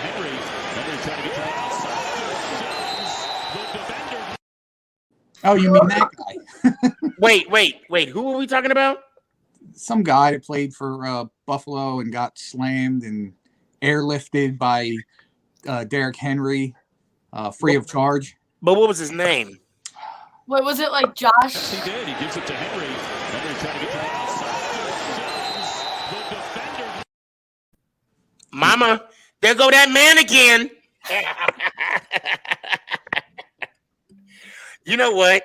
I hope Josh Norman doesn't ever come on. Gives it to Henry. Henry trying to get that. I should be at the ready. Just in case somebody says Josh. He gives it to Henry. Henry trying to get that. Okay, my hand's gonna be off the button now. I'm sorry. I'll admit that was overkill, but it was fun though. It was fun. No, but like really, it was annoying to see Josh Norman and Odell go at it every single game, and that's what annoying. But dude, I don't even know what he was trying to prove. I really don't know what he was trying to prove. Both of them, or Josh. Well, I mean, it takes two to tango, and in my view, I always believe the person should be the better man. I really believe that. And I'm sorry, I didn't see that. I didn't. What was that? See what? I'm not sure what you're talking about. See what? Yeah, I don't. I seeing something? I'm not seeing nothing. I don't know what you're talking about. Yeah, I don't see anything. Yeah, I don't know what you're talking I think we should bask. Wait, what is that? What's that wrestler? Randy Orton? Where Yeah, that's right. Yeah, exactly. I gotta put it on TikTok and tag OJ on that. I'll give it to OJ. Him and Tom Brady have something in common. They both had one huge defeat by Giants.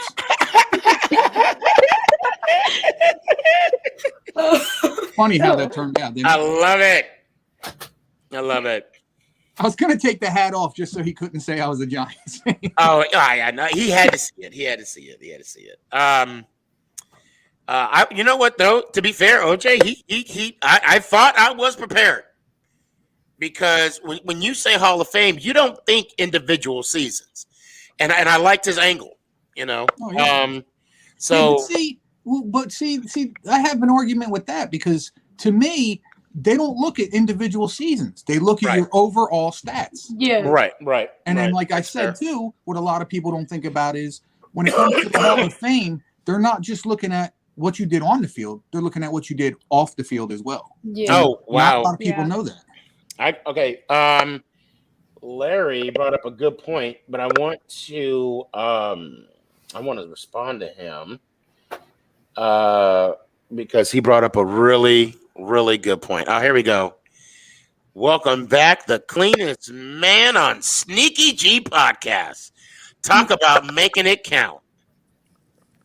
What the hell? Oh, there we go. I don't know what. Okay, it's not working. Okay, there we go. Yeah. Danny. What up, fams?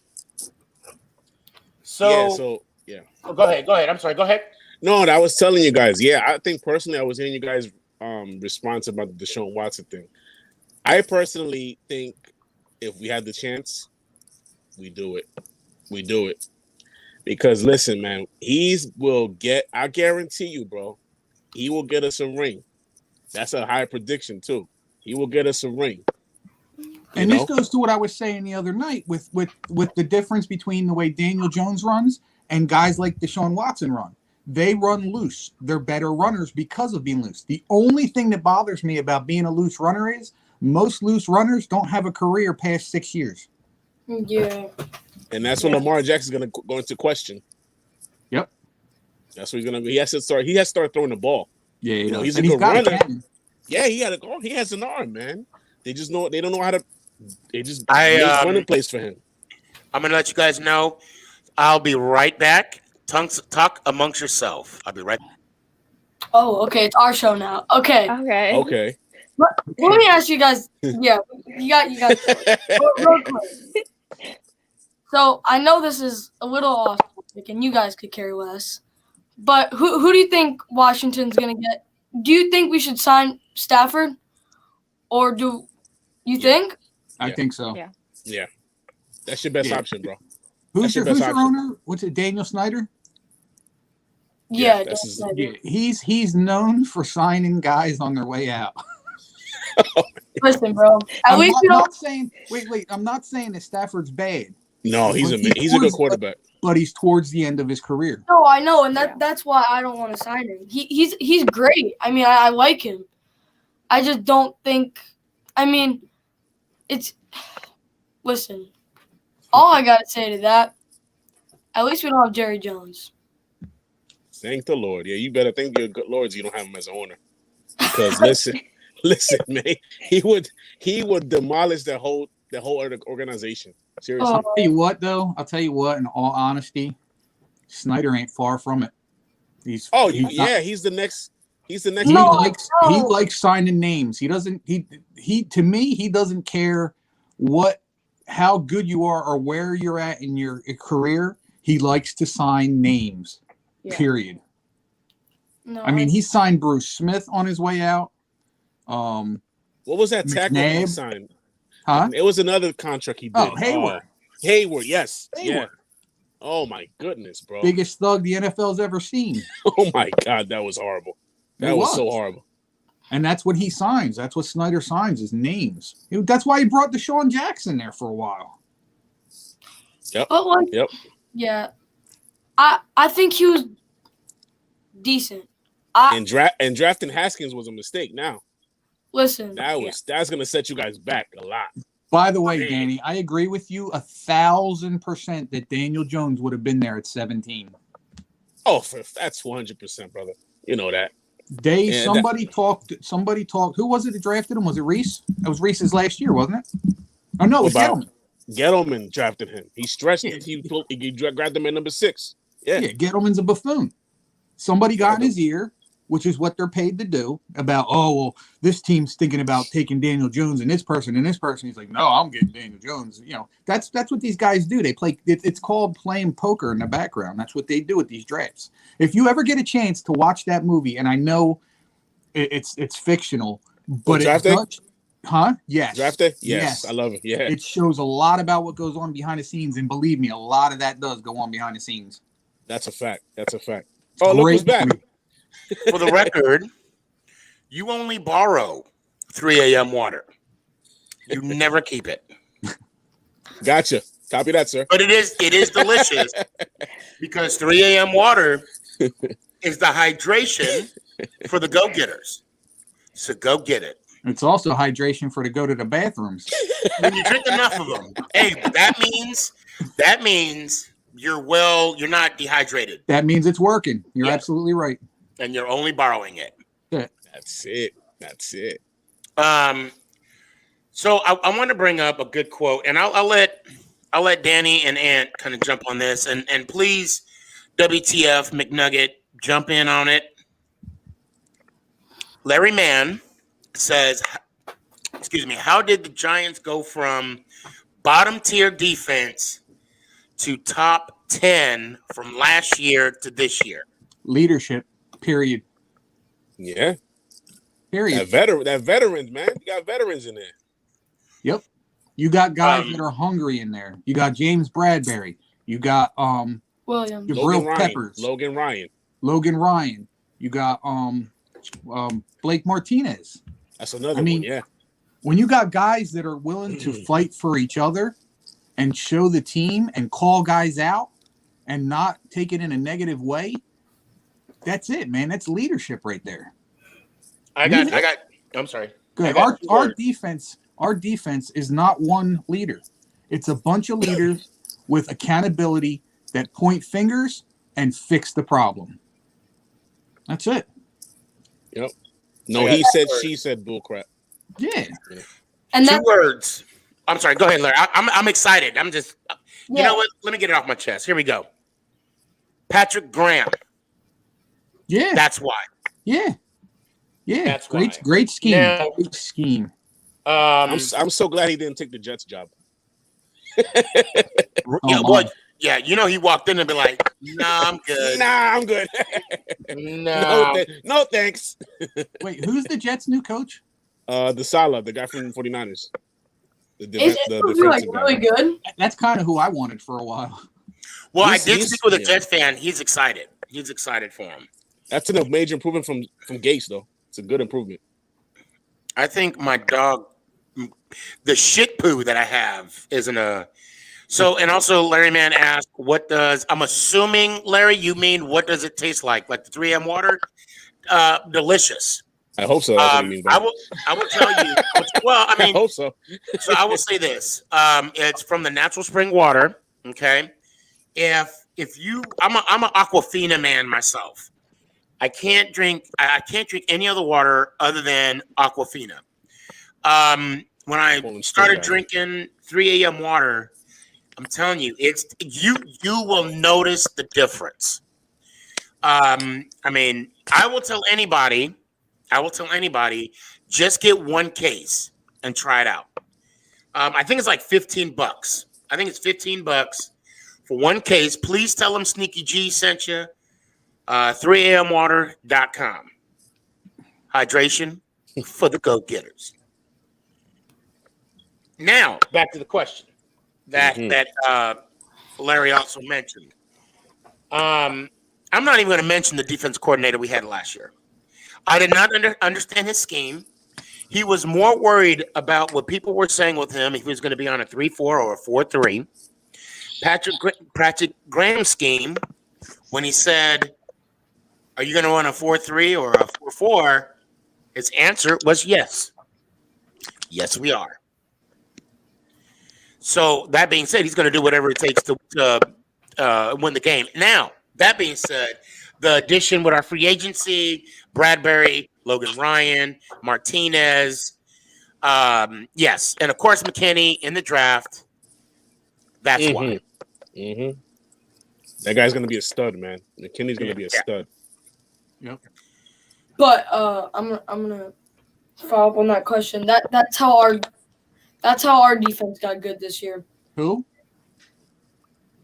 What do you mean? What defense got good? Us, Washington. Who?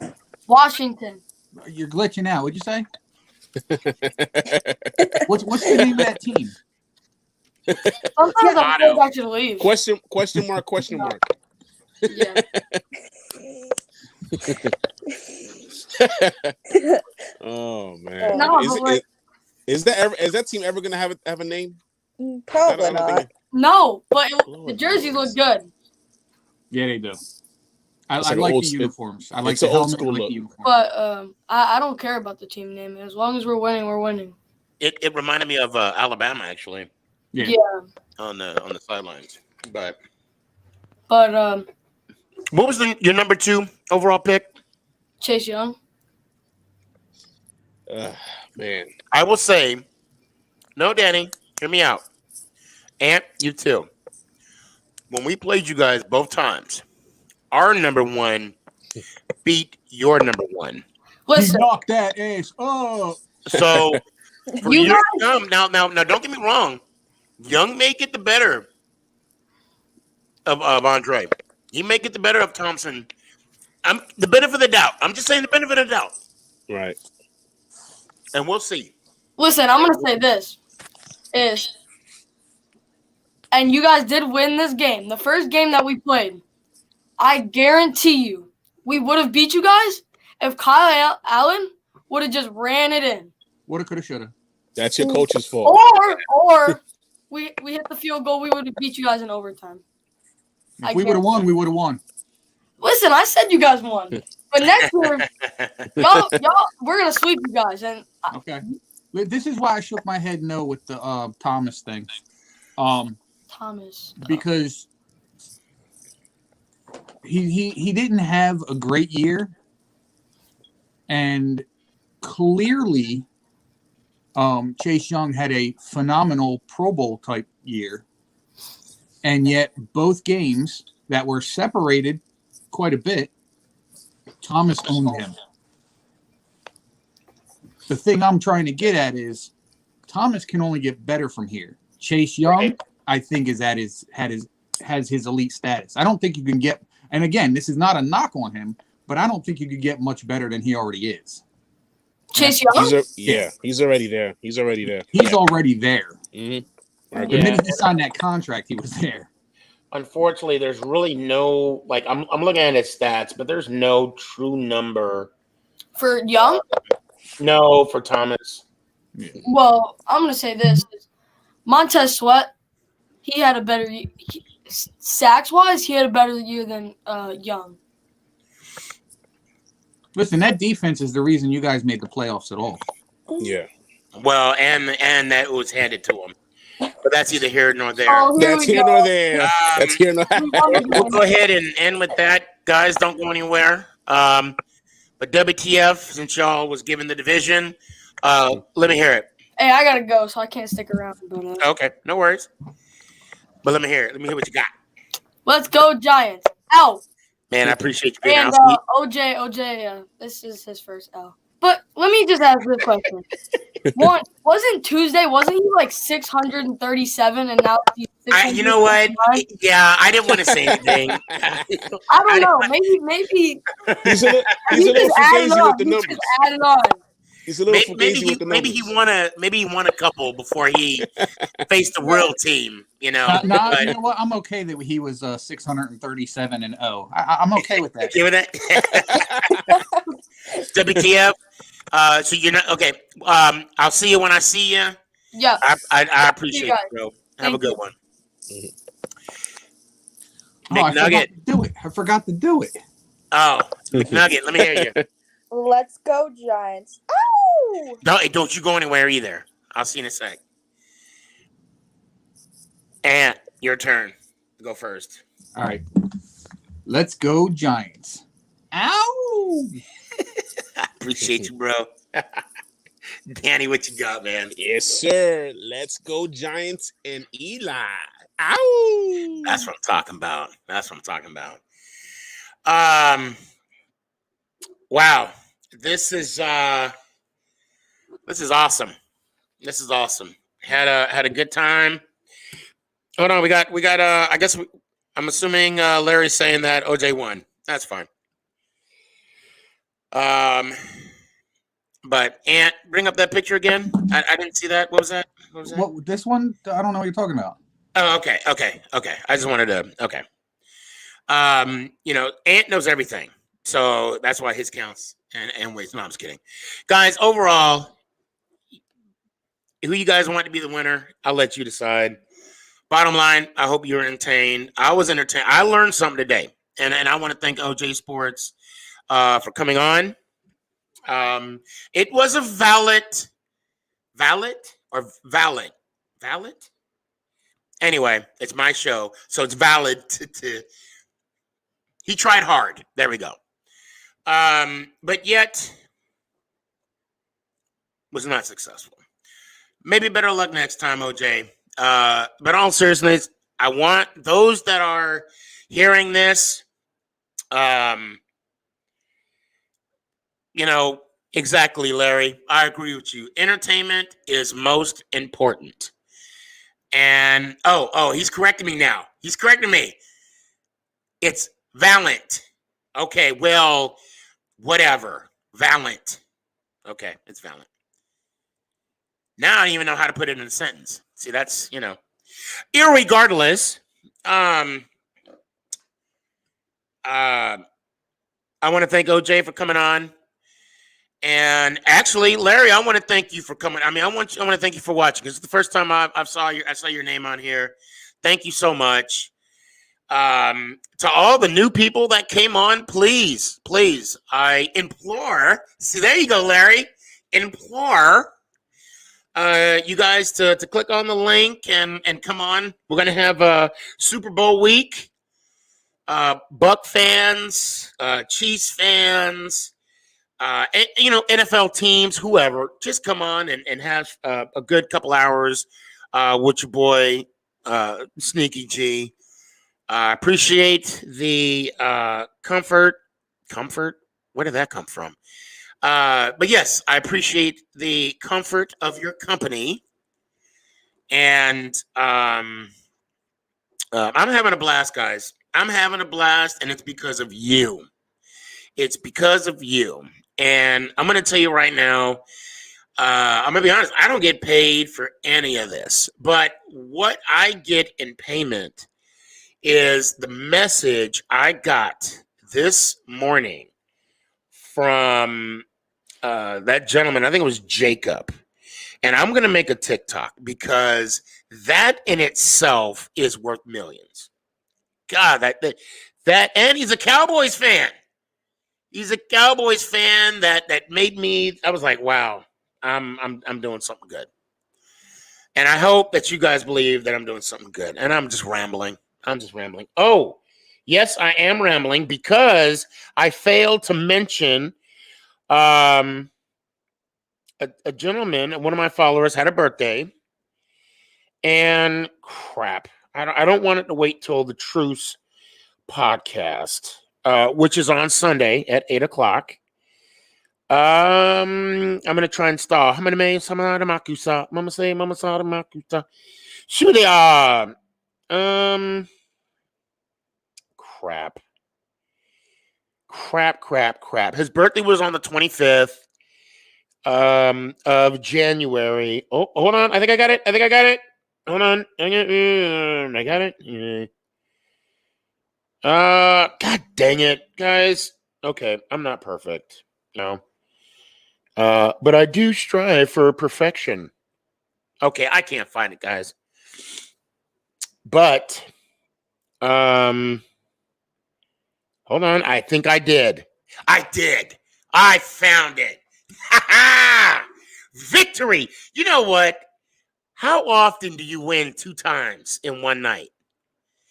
Maybe in Vegas, but that's a different story. We won't.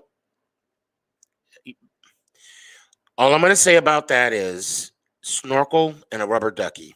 And I'm anyway, has had a flashback. Okay. I want to give a big shout out to Frankie X Valenzuela. He's a big fan of mine, and I'm a big fan of his. His birthday was January 25th. Thank you so much, Sneakyg, for the hookers and cocaine. Oh, wait, I shouldn't have read that. Oh, I'm sorry. My dad had a fun time. It's going to be posted on YouTube. Oh, okay. I'll be watching YouTube. Frankie, I don't want to talk about hookers and cocaine. I don't know what you're talking about. Happy birthday, man. And a quick shout out to Nick. His birthday was yesterday. We did it up. We didn't make it rain. We made it hail. But anyway, I gotta go. It's a long day. I just want to bask in this glory of a victorious. And hold on, Nick. Oh, Nick. Oh, okay, Nick. I see you. He says it was a valiant effort. I am Nicholas, the guy you had on earlier. I kind of threw that in there. I don't know why I felt the need to. But guys, I'm going to end it. I want to thank you all for showing up, for sticking around, being a part of this experience. It's a blast. I love y'all. Stay blessed, be positive, and more importantly, make every moment count. As Babe Ruth would say, don't let the fear of striking out get in your way. Make every moment count, guys. Until then, I will see you Tuesday. And until then, make every day count. Make every moment count. And thus, Larry, I hope you're listening, Larry, Nick, whatever you call yourself. I hope you're watching. And thus, I said thus right? Thus, I say to you, let's go Giants. Oh! Is this thing on? It's your boy Stefan, a.k.a. Sneakyg, Make.